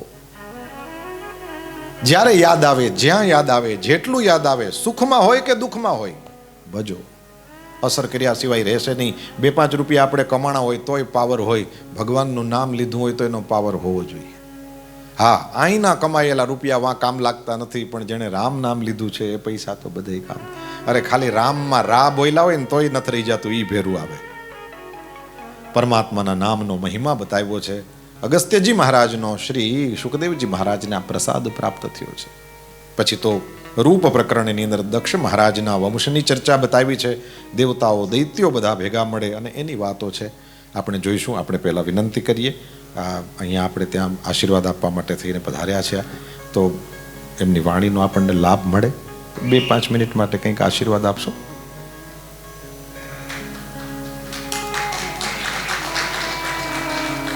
શ્રી રામ જય રામ જય જય રામ. શ્રી રામ જય રામ જય જય રામ. શ્રી રામ જય રામ જય जय राम श्री राम जय राम जय श्री राम जय राम जय जय राम श्री राम जय राम जय जय राम श्री राम जय राम जय जय राम श्री राम जय राम जय जय राम श्री राम जय राम जय जय राम श्री राम जय राम जय जय राम श्री राम जय राम जय जय राम श्री राम जय राम जय जय राम श्री राम जय राम जय जय राम श्री राम जय राम जय जय राम श्री रामचंद्र भगवान की जय।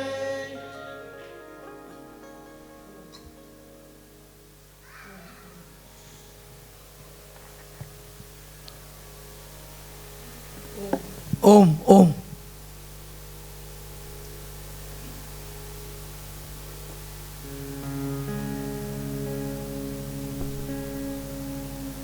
हे नाथ नारायण वासुदेव श्री कृष्ण गोविंद हे नाथ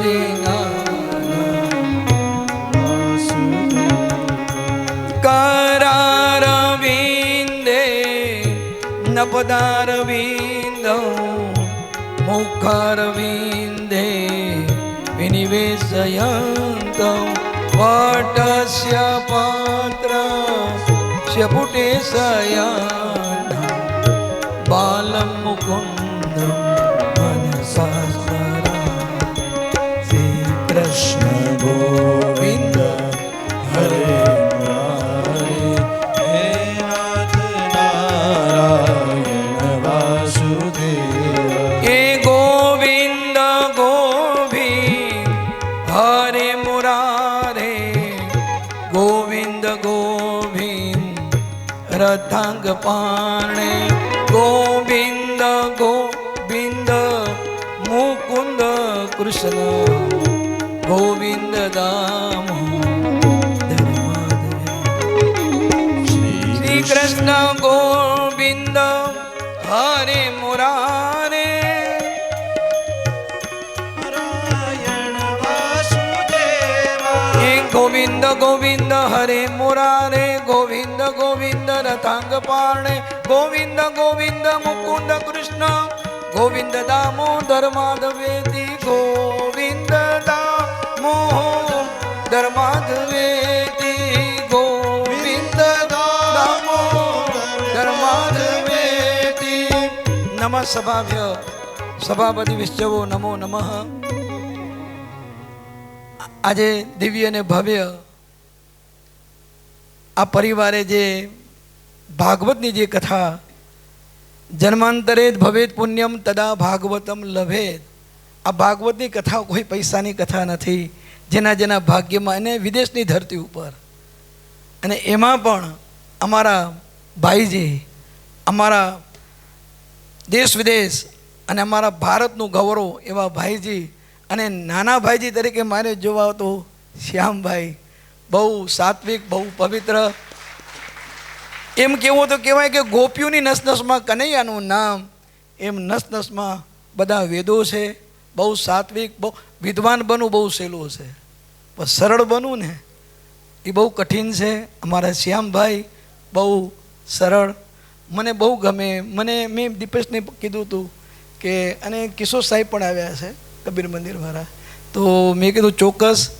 આમ તો કાલથી મારે પણ દમણ સમાજમાં રામકથા છે કાલથી, તો મેં કીધું હું પણ અહીંયા દર્શન કરવા માટે આવું. પણ હવે થયું એવું છે કે દૂધ પાક ચાલુ હતો ને એમાં કઢી આવી ગઈ, એટલે દૂધ પાક જ્યાં મળતો હોય ને ત્યાં વચમાં કઢી આવે તો કેવી લાગે.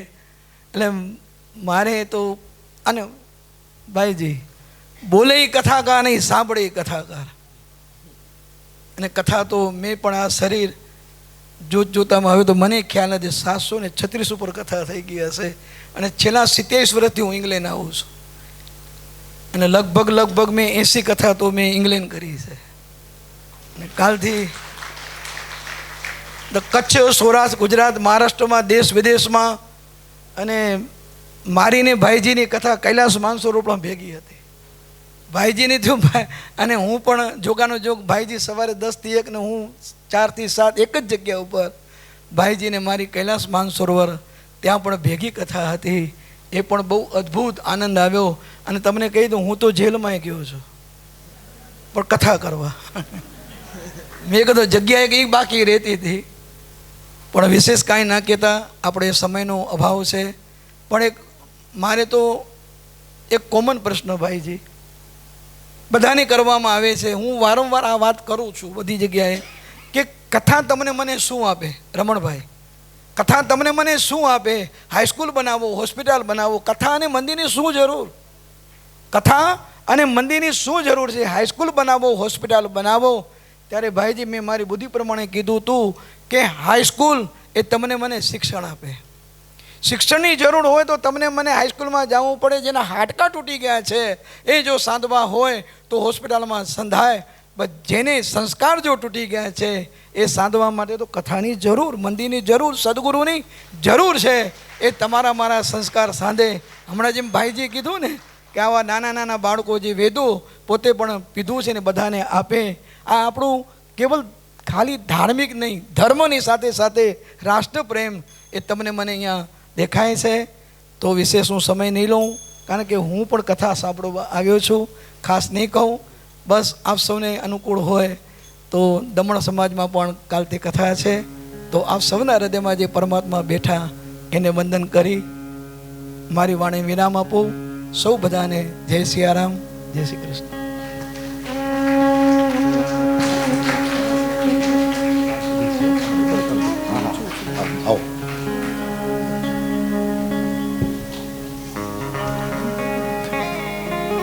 श्री रामचंद्र भगवान की जय. श्री राम जय राम जय जय राम. श्री राम जय राम जय जय राम. श्री राम जय राम जय जय राम. श्री राम जय राम जय जय राम. श्री राम जय राम जय जय राम.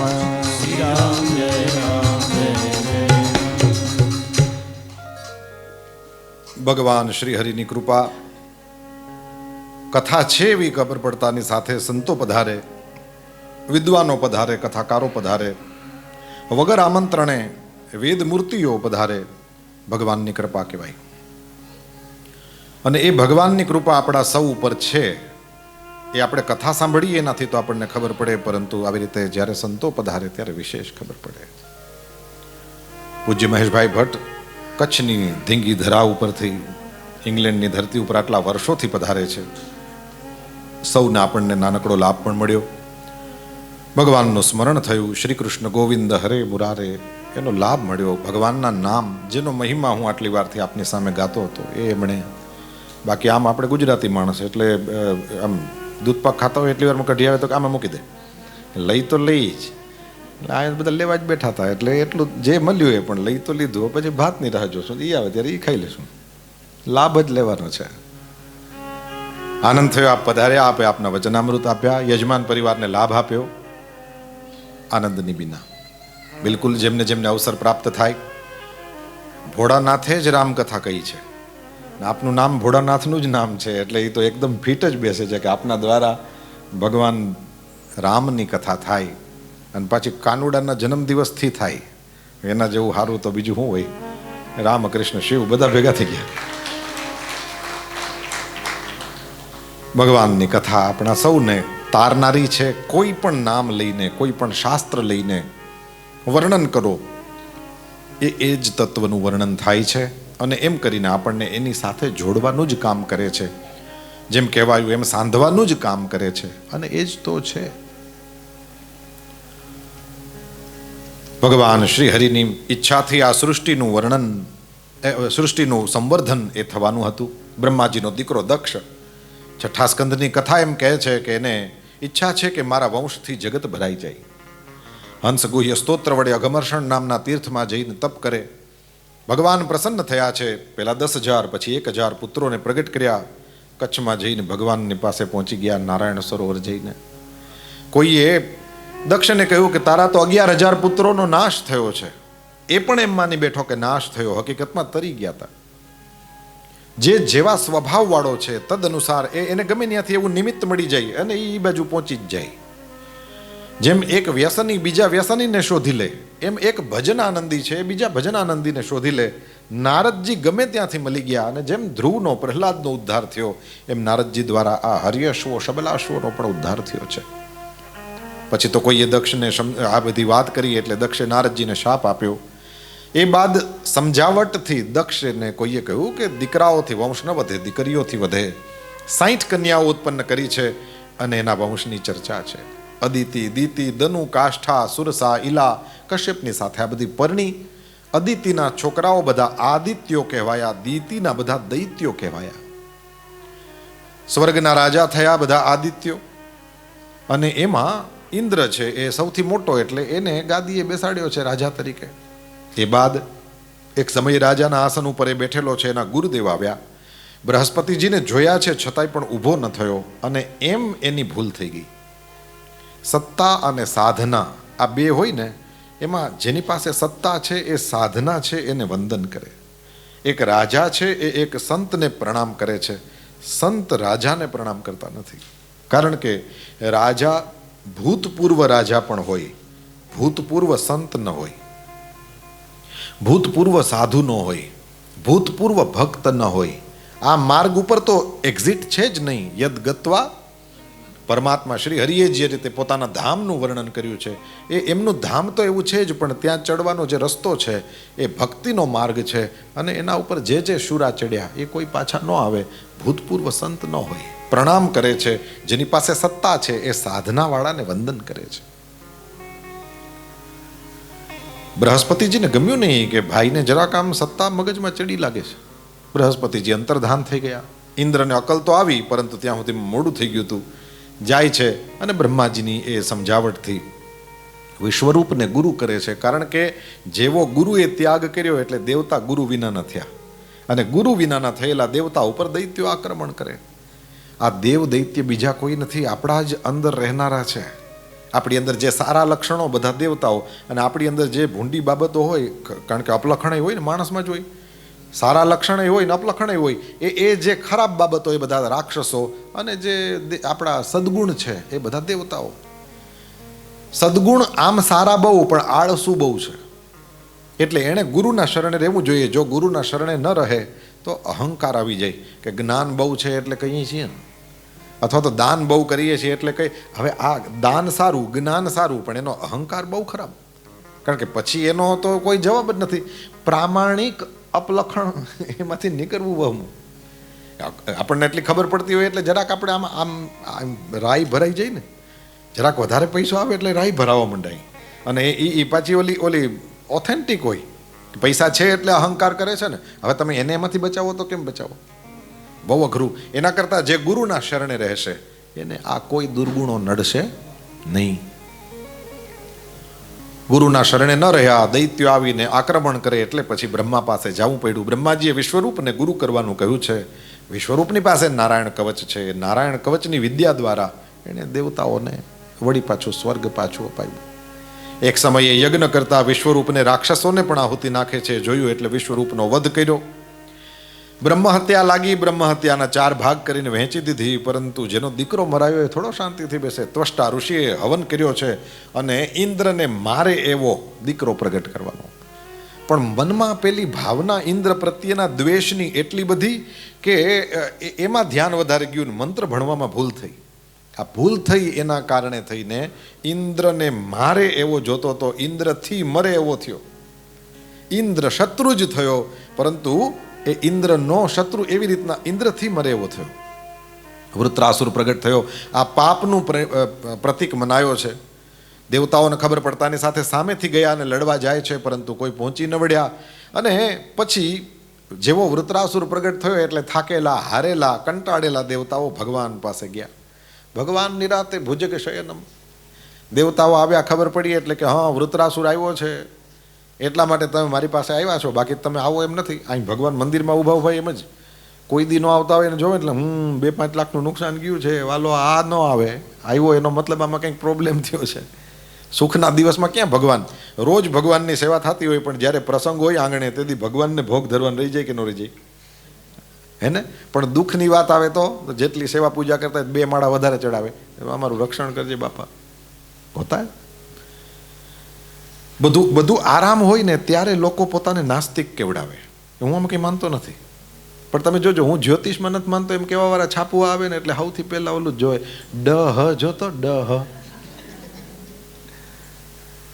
ગામને કેવા ખાતર ખાલી એમ કે હું જ્યોતિષમાં નથી માનતો, બધુંય કરતા હોય એમ. નાસ્તિક કેટલી વાર કહ્યું, પોતે બધું આમ ખાવા પીવાનું બધું મળી ગયું હોય ને આમ આનંદમાં હોય ને એટલી વાર જ. બાકી હા કે કોરોનાએ હારા નાસ્તિકને આસ્તિક કર્યા કે નહીં? બોલો. જી ભગવાનનું નામ નહોતા લેતા, મારે એની યાર કંઈ લેવા દેવા નથી, માનતો નથી, હારા ભગવાન સામે લાંબા દંડવત કરતા હતા. નહીં તો ઘરના મંદિરમાં એવડી દંડવટની જગ્યા નથી તો આમ ઓલા આમ ત્રિકોણ થયા, પણ દંડવટ કરવાની ટ્રાય કરી. કેમ કે ઘરનું કોઈક માણસ હલવાનું હતું. અનુકૂળતામાં લોકો નાસ્તિકતાનો દેખાવ કરે, ફસાય ત્યારે બધાને ઉપરવાળો જ યાદ આવે. અંદરથી આપણે બધા આસ્તિક જ છીએ. એનીવે તકલીફ થાય ત્યારે ભગવાન યાદ આવે ને ભગવાનને ખબર હોય કે આ આવ્યો છે એટલે નહીં. ઓલો પહેલાના જમાનામાં ટેલિગ્રામ મોકલતા, કમ સૂન, મોંઘું બહુ પડે એટલે જાજુ ન લખાય, કમ સૂન. ઓલો બિચારો સીધો નીકળી જાય, ટાઈમ એ હતો. એમ ભગવાન ટેલિગ્રામ મોકલે. એ ટેલિગ્રામ શું? આ દુઃખ આવે ને એટલે સીધો મંદિરે દેખાય. ભગવાન કે તાર મળી ગયો તો જ આવે ને, નહીતર આવે. ઇન્દ્રને જોઈને ભગવાન કે હા વૃત્રાસુર પ્રગટ થયો એટલે તને મન થયું ભગવાન પાસે જાઉં. હકીકત હું કે ઓલો વિશ્વરૂપ જેને ગુરુ બનાવ્યો હતો, જેને માર નાખ્યો, એ તો બ્રહ્માજીએ બતાવ્યો હતો. એટલે બ્રહ્માજીનો બતાવેલા માર નાખ્યો હતો. હવે બ્રહ્માજી પાસે જવાય નહીં એટલે વિષ્ણુ પાસે ગયા. બહુ ચતુર વિષ્ણુ ભગવાન. અચ્છા, નિયમ છે પરમાત્માનો, સકૃદેવ પ્રપન્નાય તવાસ્મી ઇતિ યાચતે અભયમ સર્વભૂતેભ્યો દદામ્યે તદ વ્રતમ મમ. ભગવાન કહે એકવાર જે મારા શરણે આવી જાય, મારે એને અભય કરવાના, એના ભયને દૂર કરવાનો પરમાત્મા શ્રી હરિએ માર્ગ બતાવ્યો છે. આ વૃત્રાસુરને મારવો હોય તો સાબરમતી નદીના કિનારે બેઠા છે દધીચી ઋષિ, એની પાસે જાઓ. પછી કહ્યું દધીચી ઋષિને કહેજો કે વિષ્ણુ ભગવાનની ચિઠ્ઠી લઈને આવ્યા છીએ, તમારું આ સ્પાઇનનું કરોડરજ્જુનું હાડકું આપો. કેમ? કહ્યું એ હાડકું આપે ને ત્યારે વિશ્વકર્માને આપજો, એમાંથી વજ્ર બનાવશે અને એ વજ્રમાં નારાયણ કવચની વિદ્યા નાખવાની અને પછી એ વજ્ર લઈને ઓલાને યારે લડવાનું, એટલે જીતી જવાય. હવે પોતાને બચવા હાટું થઈને ઓલા ઋષિને માર નાખવાનો, એવું જ થયું ને? એમ નથી.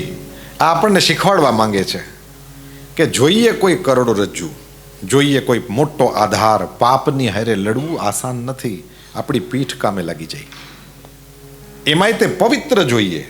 એ પવિત્ર એ અસ્થિ પ્રાપ્ત થાય પછી વિશ્વકર્મા જેવું મહાન એ દૈવત એની અંદર પોતાની શક્તિ પૂરે, એમાંય નારાયણના નામનું કવચ એની ઉપર, અને એ પછી લડવાનું કોની હારે? વૃત્ર છે તે પાપ છે. પાપની સાથે ઇન્દ્ર મહારાજ લડે છે. ભાગવતમાં એવી કથા છે. પહેલાં તો ભગવાનની 4 શ્લોકમાં એ સ્તુતિ કરે અને પછી ઇન્દ્રના હાથે વૃત્ર મરાય યુદ્ધના અંતે. અને એવે ટાણે ત્યાં લખ્યું છે ઇન્દ્ર મહારાજે આ વૃત્રાસુરની સાથે યુદ્ધ કર્યું. ઇન્દ્ર જેવો દેવતા, ઐરાવત જેવો હાથી, એના ઉપર વજ્ર લઈને બેઠો, જે દધીચીના અસ્થિથી બનેલું છે, એમાં નારાયણ કવચની વિદ્યા અને ભગવાનનો આશીર્વાદ છે. તો પણ વૃત્રાસુરને મારવામાં ઇન્દ્રને 1 વર્ષ લાગ્યું એમ ભાગવતમાં લખેલું છે. ઇન્દ્રને પણ વર્ષ દિવસ થયું પાપ ઉપર વિજય મેળવતા. આ પાઉંભાજી પીઝાવાળાને કેટલો સમય લાગશે? હવે સમજાણું? આની સાથે લડવું કોઈ આસાન નથી. કારણ કે આમ હાથમાં માળા ન હોય તો કોઈ ગેરંટી છે મનમાં પાપ ન આવે? મંદિરમાં ઊભો હોય કોઈ માણસ તો એના મનમાં પાપ નહીં આવે, કોઈ ગેરંટી છે ભાઈ? 11 દી પાપ ના આવે એવી કોઈ ગેરંટી છે? આ ગમે ત્યાં ઘૂસી જાય. અને જેટલું સૂક્ષ્મ એની સાથે લડવું એટલું જ અઘરું. દેખાય તો થપાટ મારી દો, પણ ન દેખાય શું કરો? અગરબત્તીનું ગંધ ન ગમતી હોય તો તમે પેકેટ પડ્યું હોય તો ઉપાડીને ફેંકી દો ને, એટલે ગયું. પણ બાજુના ઘરમાં કોકે અગરબત્તી પેટાવી હોય ને, વાવડો આપણી બાજુ હોય અને ત્યારે એ જે સુગંધ આવે, તમે એને ધક્કો કેમ મારો? સૂક્ષ્મની સાથે લડી ના શકાય, બહુ અઘરું છે. અને આ પાપ કેમ કે વૃત્તિના રૂપમાં છે, એટલે આની સાથે લડવાનું બહુ અઘરું. તમે સરખી રીતે જોજો, આમાં ભગવાનના નામનો મહિમા અને આમાં પાપની હારે લડવાની વાત પણ છે. કારણ કે અસ્તિત્વ તો છે જ, આપણે ભાગી ના હાગીએ. ભગવાને દિવસ બનાવ્યો, રાત એ છે, એમ પુણ્ય છે તો પાપ એ છે. લડવું તો એની સાથે પડે. વૃત્રાસુરનો ઉદ્ધાર થયો છે. શ્રી સુખદેવજી મહારાજ રાજા પરીક્ષિતને કહે છે, રાજા, સંગ્રામ કરીને વૃત્રાસુર મર્યો ને ત્યારે ભગવાનની દિવ્ય સ્તુતિ કરી. રાજા પૂછે છે, મહારાજ, અસુર હોય તો આવી સ્તુતિ કેમ કરે? કહ્યું, એટલે કરી કે પૂર્વ જન્મમાં ભગવાનનો ભગત હતો. સંકર્ષણ દેવની કૃપા થઈ છે આના ઉપર.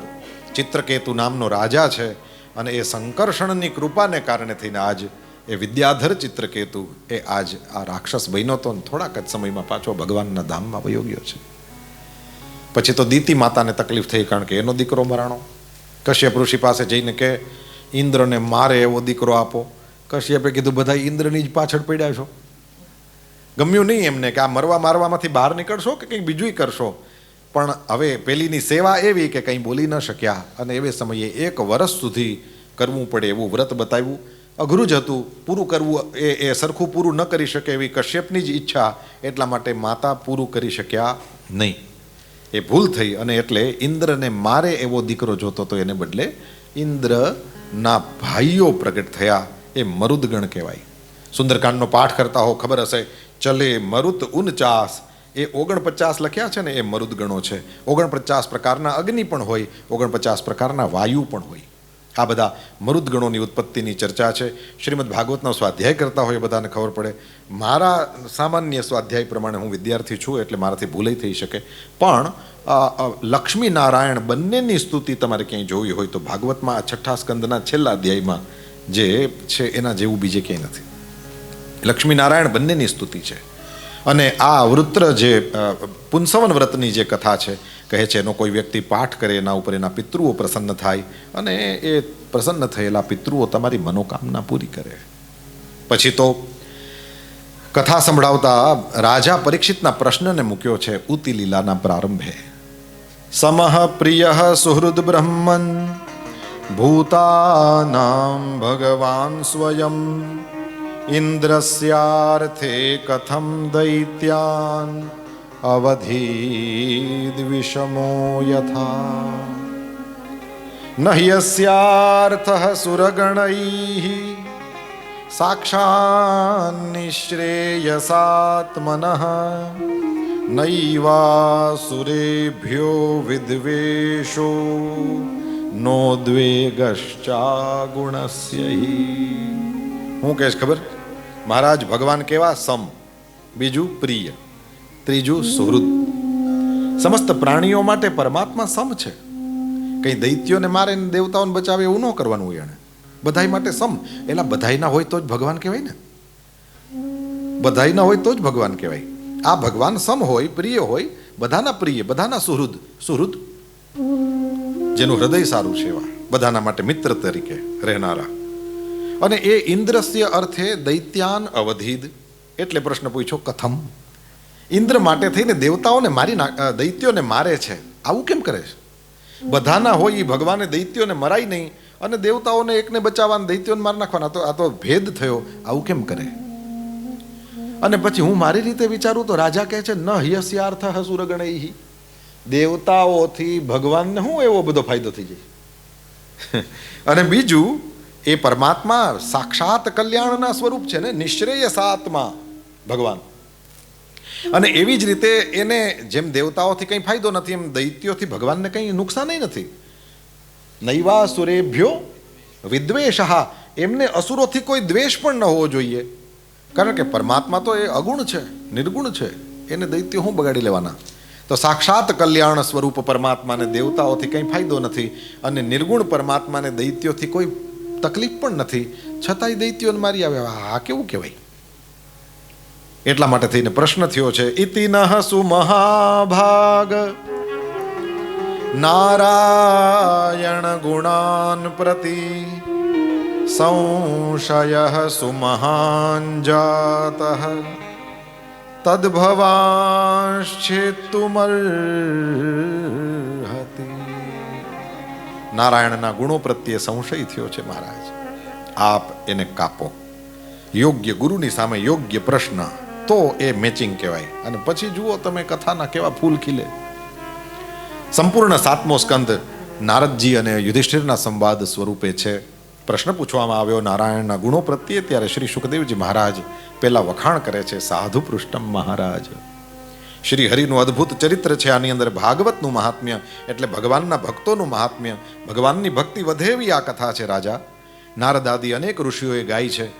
ભગવાન વેદવ્યાસને વંદન કરીને હું તારી સામે આ કથા રાખું છું. તારી વાત સાચી, ભગવાન નિર્ગુણ, ભગવાન અજ, ભગવાન અવ્યક્ત, ભગવાન પ્રકૃતિથી પર, પરંતુ પોતાના માયાને કારણે જે ઊભા કર્યા છે ગુણો, એના વશમાં આવીને ભગવાન બાધ્ય પણ થાય અને બાધક પણ થાય. એટલે કે બાંધવાવાળા પણ થાય અને બંધાવાવાળા પણ બને. આપણે સીધી સાદી ભાષામાં સમજવું હોય તો ભગવાનને જ્યારે દેવતાઓને વિજયી કરવા હોય એટલે ઓલી સત્વગુણની ચાંપ દબાવે, સ્વિચ. ભગવાનને જ્યારે અસુરોને જીતાડવા હોય એવે સમયે રજોગુણવાળી ચાંપ દબાવે, એટલે અસુરોનો વિજય થાય. માં નહીં માતુ પિતા નહીં દેવા, સાધુ પહી કરવા વહી સેવા, આ બધા અસુરો સ્વિચ દબાવી ભગવાને. અને જ્યારે રાક્ષસો વિજયી થાય એવી ભગવાનની ઈચ્છા થાય એટલે તમો ગુણવાળી એને વધારે. ત્રણેય ગુણો વધતા ઓછા હોય. જુઓ, સત્વગુણ એટલે શાંત. આપણે સ્નાન કરી લઈએ, સવારના પોરમાં આપણું ચિત્ત શાંત હોય. ભગવાનની પાસે તમે દીવો અગરબત્તી કરો ને બેસો થોડી વાર, ચિત્ત શાંત હોય. પછી કામે જવાનું એટલે ચંચલ. રજોગુણ કહેવાય ચંચળતાને. અને પછી આખો દી કામ કરીને થાક્યો છે, રાત્રે બરાબર જમ્યા હોય પછી જે વિશ્રામમાં વયા જાય એ જે જડતા છે એનું જ નામ તમો ગુણ. આ ત્રણેયની જરૂરત છે. અને ભગવાન જરૂર પડે ત્યારે એ આ બેઠો બેઠો કેમ ઓલું વાયલિનનો પીસ આવે ધીમેકથી વાયલિનનું વોલ્યુમ વધારે, બેન્જોનો આવે એ વધારે, એમ એ ભાઈ ત્યાં બેઠો બેઠો ગૌતમભાઈ કે આનંદભાઈ એ ગૌતમાનંદ, એ બેમાંથી આ વધારે ને એની જેમ જ ભગવાન પણ ક્યારેક સત્વગુણ વધારે શાંત, ક્યારેક ઓલું રજોગુણ વધારે એટલે ચંચળ, અને ક્યારેક જડ. કથામાં ત્રણેય જાતના હોય. સાવ શાંતિથી કથા સાંભળતા હોય એવાય હોય, મોડા આવે તોય શાંતિથી સાંભળતા, પહેલેથી બેઠા હોય તોય શાંતિથી સાંભળતા એવાય હોય. મોડા આવ્યા હોય થાયકા ન હોય એટલે એ શાંત જ દેખાય. પણ પહેલેથી બેઠા હોય ને શાંતિથી બેઠા હોય ને તો બરાબર એ શાંત પણ હોય. ઘણા લોકો કથા સમજતા હોય, સાંભળતા હોય. ઘણા લોકો ઉપર બેહાડો નીચે બેહાડો ગમે એ કરો, એ ભરતનાટ્યમ કર્યા જ રાખે, કારણ કે ઓલો બેસવાનો અભ્યાસ નથી. એટલે થોડીક વાર થાય ટાંટી આમ કરે ચાલુ જ હોય. આ શાંત નથી, આ ચંચળ છે, હે ને? કંઈક ખખડ ડખડ થયા કરે, રજોગુણ કહેવાય. અને ઘણા લોકો એમ હલે ચલે નહીં, પણ ધીમેકથી બપોરે જમવાનું વધી ગયું હોય ને પછી આવ્યા હોય ને વળી પછી આ બધું લાગે બરાબર છે, ધીમેકથી વિશ્રામમાં વહી જાય. પાયો પરમ વિશ્રામ. બાજુવાળાને ખોરામ પડ્યો, બોલો કે જાગો હોઈ ગયા છો? ના, હું ધ્યાન ત્યાં મારા ખોરામ ધ્યાન ત્યાં ભરવા આવ્યો હતો. સુઈ જાય ને, ઘણા લોકો સુઈ જાય. મહેશભાઈ ગોળિયું ખાઈને જે નીંદર ન આવતી ને રાતના, આપણે હુડાવી દઈએ. એવી મોટી મોટી આત્મા પરમાત્માની આપણે ન સમજતા એવી દેવાની ને સ્પીચ મારવાની ને નિલેશભાઈ, સ્પીચ એવી મારવાની હોઈ જાય માણસ. ઘણાને ગુજરાતી આમ બોલતા આવડતી હોય, ઘણા આમ હરખી ન આવડતી હોય. પછી એમ કે પેલા કુણાલ નાનકડી સ્પીચ મારશે તો પછી અમે પછી મોટી મારશું. મારે એમ હોઈ જાય. લાંબુ ટકી ના કે આત્મા પરમાત્માની મોટી મોટી વાતો કરો તો માણસ હોઈ જાય. પછી ક્યાં ખુદ જીક જી લે. ધીમેકથી પાયો પરમ વિશ્રામ રામ સમાન, સીધા જમવાટાણે ઉઠે. શાંત છે તો સત્વ છે, ચંચળ છે તો રજ છે, અને જડ છે તો તમ છે. આ ત્રણ ગુણ હોય. અને ભગવાન 1 by 1 બધાને ઊંચા કરે, એકનું એક ન હાયલું રાખે. કારણ કે એકનું એક હોય તો ન મજા આવે. એટલે તમે જુઓ, વાત તો ભગવાનની જ કરે, વાત તો ભક્તોની જ કરે. પણ જુદી જુદી વાતો કરે, હે ને? ક્યાંક કરદમ દેવહૂતિ છે, ક્યાંક ધ્રુવ ને સુનીતિ ને સુરુચિ છે, ક્યાંક ઋષભદેવ ને જડ ભરત છે, ક્યાંક દક્ષ અને નારદ છે, ક્યાંક હવે વળી પાછા યુધિષ્ઠિર ને નારદ આવશે, ક્યાંક પ્રહલાદ ને હિરણ્યકશિપુ, ક્યાંક વરાહ અને હિરણ્યાક્ષ, ક્યાંક સનત કુમારો અને જય વિજય. નામ બદલતા જાય, પ્રસંગો બદલતા જાય, પણ એ સારી નવલકથા એનું જ નામ કે જેની અંદર આ બધા જ એ નવા નવા રંગો ઉમેરાતા જાય અને જે વાંચનારો છે એ કંટાળે નહીં. બહુ મહત્વની ચીજ. અને ભગવાન વેદવ્યાસથી મોટું તો કોણ થયું છે? ભગવાન વેદવ્યાસ હવે આપણને આ પ્રશ્ન નાખ્યો આપણી સામે અને ભગવાનના ગુણ પ્રગટ કરવા માટે શ્રી નારદજી અને યુધિષ્ઠિરનો સંવાદ બતાવે. શિશુપાળ ભગવાનને બે બે કટકા ગાયડું કાઢતો હતો અને એવે ટાણે ભગવાનને ચક્ર છોડીને માથું ધડથી અલગ કર્યું અને એવે સમયે શિશુપાળના શરીરમાંથી એક જ્યોત પ્રગટ થઈને ભગવાનમાં મળી ગઈ. આ વસ્તુ જોઈને યુધિષ્ઠિરે કીધું કે ભગવાનમાં આપણા શરીરમાંથી જ્યોત નીકળે ને મળી જાય એના માટે આપણે ભગવાનને કેટલીક ગાયડું દેવી પડે. એટલે નારદજી કીધું એમ નથી એલા. કીધું આ શિશુપાળ બે બે કટકા ગાયડું કાઢતો હતો અને એનામાંથી જ્યોતિ નીકળી આખા ગામે જોઈ, તમે ના ન પાડી શકો. ત્યારે નારદજી કહે છે કે તારી વાત સાચી એ ખરી ને ખોટી ખરી. સાચી એ રીતે કે તે જે કીધું એ સાવ સાચું. એના શરીરમાંથી જ્યોતિ નીકળી છે અને ભગવાનમાં મળી ગઈ એટલે કે સીધો મોક્ષ થઈ ગયો ને. શિશુપાળ ત્રીજો જન્મ છે. હિરણ્યાક્ષ હિરણ્યકશિપુ પહેલો, રાવણ કુંભકર્ણ બીજો અને શિશુપાળ એટલે થર્ડ. વળી પાછો ભગવાનની સેવામાં એ જ્યાં હતો ત્યાં પાછો પહોંચી ગયો ને. એટલે એ મુક્ત થઈ ગયો. હવે એને ઓલો શ્રાપ છે એ પૂરો થયો. એ એટલી વાત પૂરતી, તારી વાત સાચી. પણ ગાયડું દઈએ તો જ મુક્ત થવાય એ પાછું ખોટું. કેમ? કહે છે જેનો જેવો ભાવ કોઈ પણ રીતે તમે ભગવાન સાથે જોડાવ ને એ જરૂરી છે. યુધિષ્ઠિરને કહે છે તમે એમ સમજો છો કે આ અમારા મામા વસુદેવના દીકરા છે એટલે તમે ભાઈ તરીકે પ્રેમ કરો. અર્જુન માટે થઈને ભાઈ પણ છે, શાળા પણ છે, કારણ કે સુભદ્રાની હારે પરણ્યો છે. નારદજી કહે છે અમે બધા એને ભગવાન માની અને ભક્તિ કરીએ. નંદ યશોદા વસુદેવ દેવકી માટે મારો લાલો છે એમ કરીને પોતાનો દીકરો સમજીને ભગવાનને પ્રેમ કરે. કંસ હમણાં આવ્યો એમ કરીને ડરે અને એના ચિત્તમાં પણ ભગવાન જ બેઠા છે. શિશુપાળ દ્વેષ કરે છે અને એ કાયમ ગાડ્યું દે ભગવાનને. અને ઓલું નક્કી હતું ને કે 100 મી દેતો પહેલા, હે ને? એટલે એને બાએ કઈ રાખેલું ગણ દે જે ભલે પણ ગણતો રહેજે, જો 100 મી થઈ ને તો પૂરું. એ રાજસૂય યજ્ઞમાં ભગવાનની અગ્ર પૂજા થઈ ત્યારે એ ભાન ભૂલ્યો અને તે દિવસે એક્સપાયરી ડેટ પણ ખરી એટલે પછી મંડ્યો તો બોલવા એટલે ભગવાને ચક્ર મૂક્યું. હવે કંસ ભયમાં, શિશુપાળ દ્વેષમાં, તમે બધાય સંબંધમાં, અમે ભક્તિમાં, વસુદેવ દેવકી નંદ યશોદા બધાય વાત્સલ્યમાં. આમ ભાવ બધાયનો જુદો જુદો. પણ જુઓ જોઈએ જેના હારે આ ભાવ છે એ વચમાં બેઠા એ કૃષ્ણ કનૈયા છે. 1 સેકન્ડનો કાંટો હોય, 1 કલાકનો હોય, 1 મિનિટનો હોય ને, 3 કાંટા હોય. એ ત્રણેયની ફરવાની સ્પીડ જુદી જુદી છે પણ સેન્ટર હારે જોડાયેલા છે. એ સેન્ટર હારે જોડાયેલા એટલે ઘડિયાળ આપણા કામનું, નહીં તો નકામું, સર્વિસમાં દેવું પડે. એમ ભાવ ગમે તે હોય, આપણે ફરતા ગમે તે બાજુએ હોઈએ, પરંતુ પરમાત્મા પ્રત્યે આપણો એ ભાવ હોય, એ કામ હોય તોય વાંધો નહીં, દ્વેષ હોય તોય વાંધો નહીં, લોભ હોય તોય વાંધો નહીં, ક્રોધ હોય તોય વાંધો નહીં, ગમે તેવો ભાવ હોય, ભગવાન પ્રત્યે છે, બસ આટલું મહત્વનું છે. પરમાત્મા શ્રી હરિ પ્રત્યે હિરણ્યકશિપુ દુશ્મની રાખે અને પ્રહલાદ એની ભક્તિ કરે, પરંતુ જુઓ પરમાત્મા શ્રી હરિએ તો બેયને, હિરણ્યકશિપુને માર્યો તોય તાર્યો અને પ્રહલાદને બચાવ્યો પણ તાર્યો જ છે. આ બેમાંથી એક એને મર્યા ન કહેવાય. જેને ભગવાનનો હાથ હેડ્યો એ બધા તર્યા. પરમાત્મા શ્રી હરિ એક જ કામ કરે છે, બચાવવાનું કે તારવાનું. કથા પૂછી છે ત્યારે કહે છે હિરણ્યાક્ષને વરાહ ભગવાને મારી નાખ્યો એ બાદ હિરણ્યકશિપુએ પોતાના સગા સંબંધીઓને સમજાવ્યા. મંદરાચલમાં ગયો, હાથ ઊંચા, નજર ઊંચી, પગના અંગૂઠા ઉપર ઊભો અને એવી રીતના તે દિવ્ય 100 વર્ષ સુધી ઊભો. દેવતાઓના 100 વર્ષ, આપણા 1000 દેવતાઓનું એક, એવા 100 વર્ષ સુધી ઊભો રહ્યો. બ્રહ્માજીની ઉપર તપ કરે છે. બ્રહ્માજીએ રાજી થવું પડ્યું. ક્યાં જાય? એક સમયે બ્રહ્માજી પ્રગટ થયા છે. બોલ તારે શું જોઈએ છે? આ દૈત્યો ગજબની તપસ્યા કરે. ગજબની એટલે કોઈ દેવતાની તાકાત નથી એવી તપ આ રાક્ષસો કરે. પણ તમે જોયું, કોઈના પણ આદર્શ નથી બનતા, કોઈના પણ એ રોલ મોડલ નથી બનતા. ધ ઓનલી રીઝન કે ગમે એવું તપ કરે છેલ્લે બોલે હું મરું નહીં. અને આજ કે 100 વર્ષ પછી 100 કે 1000 વર્ષ પછી, અરે માર્કંડેયની પાસે તો 6-7 કલ્પનું આયુષ્ય છે. આ બધા ચિરંજીવ છે, અમર નથી. અશ્વત્થામા, બલિ, વ્યાસ, હનુમાન, વિભીષણ, કૃપાચાર્ય, પરશુરામ અને માર્કંડેય, આ 8 ચિરંજીવી, પણ કોગદી તો મરવાના. ચીરનો મતલબ થાય લાંબુ. એટલા માટે આશીર્વાદ આપીએ ચિરંજીવ. ચિરમ એટલે લાંબો સમય, જીવ એટલે તું જીવતો રહે. ચિરંજીવી છે, અમર થોડા છે, બધાય જવાના. ભારતીય સંસ્કૃતિમાં રામ અને કૃષ્ણ જે યોગેશ્વરેશ્વર, એણે પણ પોતાનું શરીર રાખ્યું નહીં. એના ઉપરથી સમજી જવાનું શરીરમાં બહુ ટાપટીપ કરાય નહીં. થોડું ઘણું રૂપિયા ખર્ચો, એન્ટી એજિંગ કંઈ થતું નથી.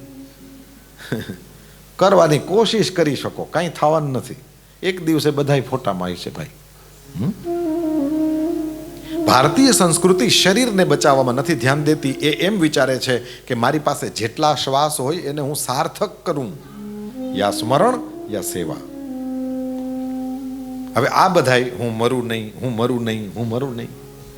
માણસના શરીરને કાયમ રાખવાને માટે થઈને, અરે હવે તો એવા પેદા થયા છે કે મરી ગયેલા શરીરમાં પાછો આત્મા કોક દી આવશે એમ માને છે. તે કેટલા અબજો રૂપિયા આપીને એક આખું ઓલી ટાંકીઓ હોય છે એની અંદર એના શરીરને હચવાવે છે. એને જી કહેવાતું હોય, તમે મેં વાંચ્યું આવું. પોતાનું શરીરને કેટલા રૂપિયા દઈને રખાવે છે, જાણે ઓલા રાખવાવાળા જીવતા રહેવાના છે. કેવા વાળા ગાંડા, સાંભળો વાળા ગાંડા, ગજબ નહીં.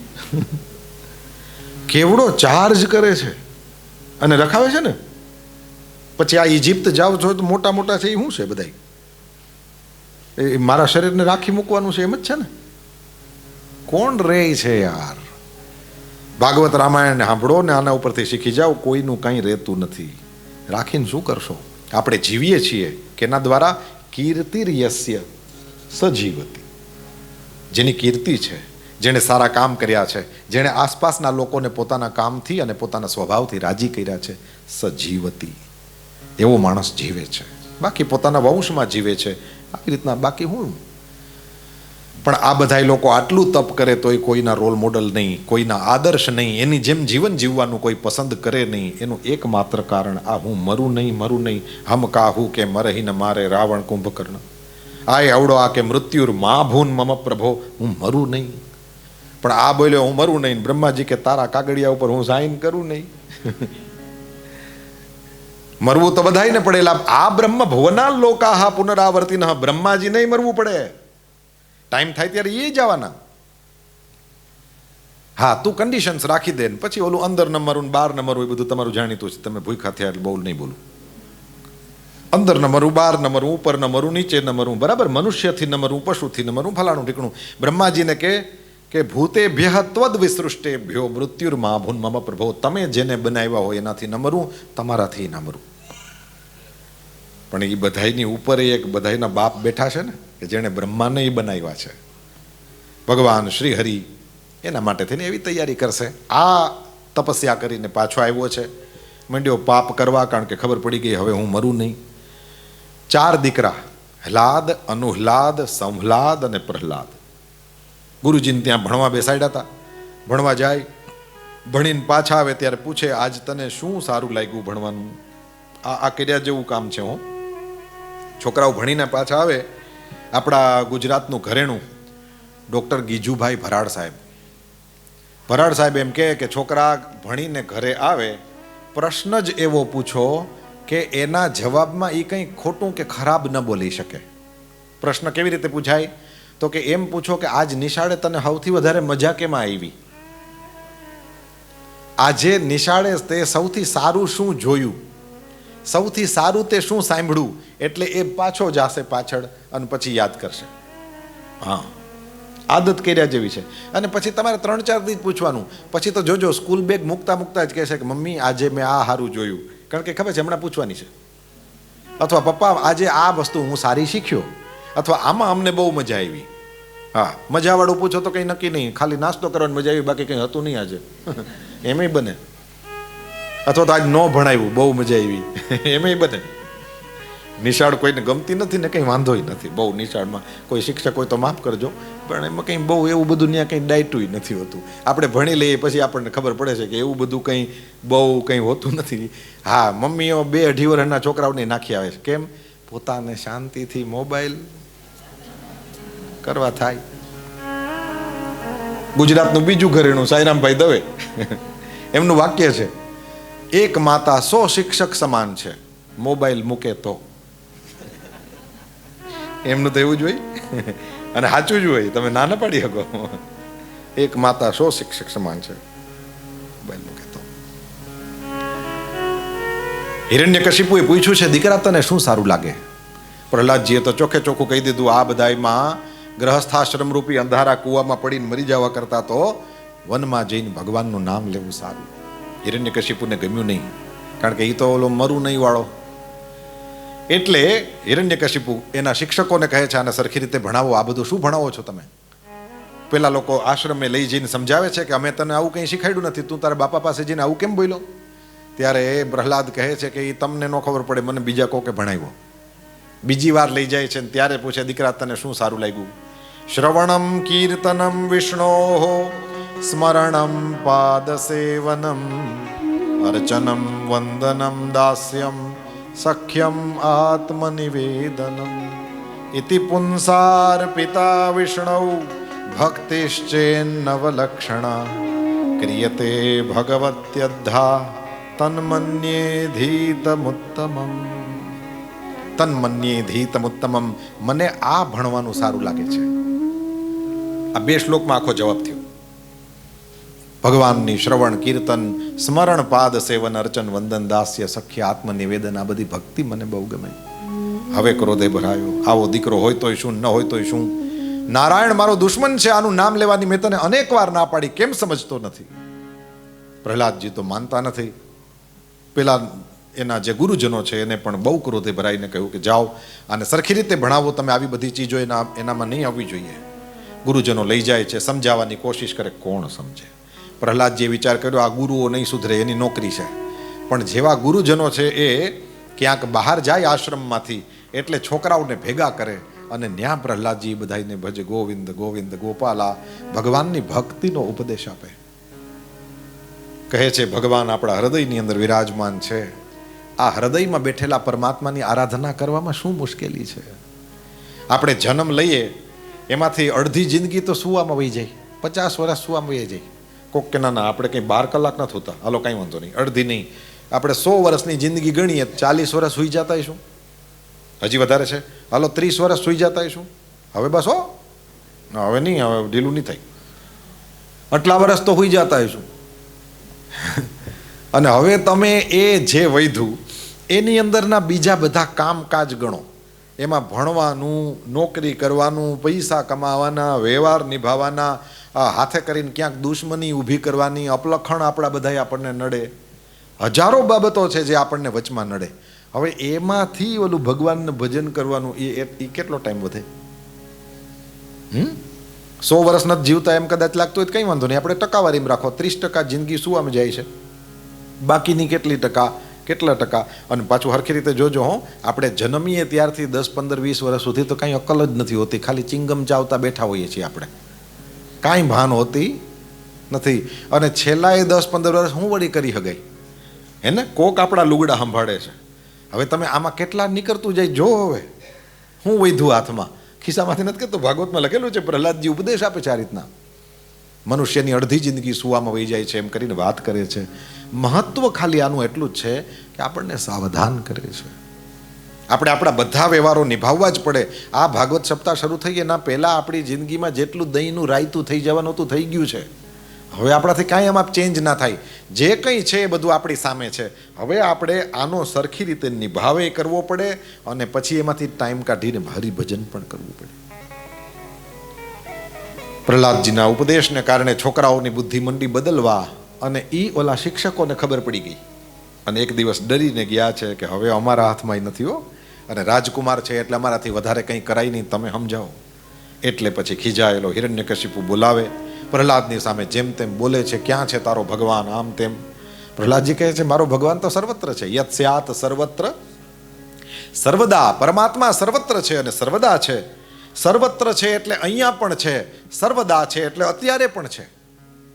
અને હિરણ્યકશિપુ કીધું તો મને બતાવ ને, મારે એની હારે કે દિવસનું વેર લેવાનું છે? તારા કાકાને, મારા ભાઈને મારનારો છે, હું કે દિવસનો ગોતું છું? ભાગવતમાં કેવી કેવી કથા છે. હિરણ્યકશિપુ ભગવાનને ગોતવા હાટું છે વૈકુંઠ ગયો.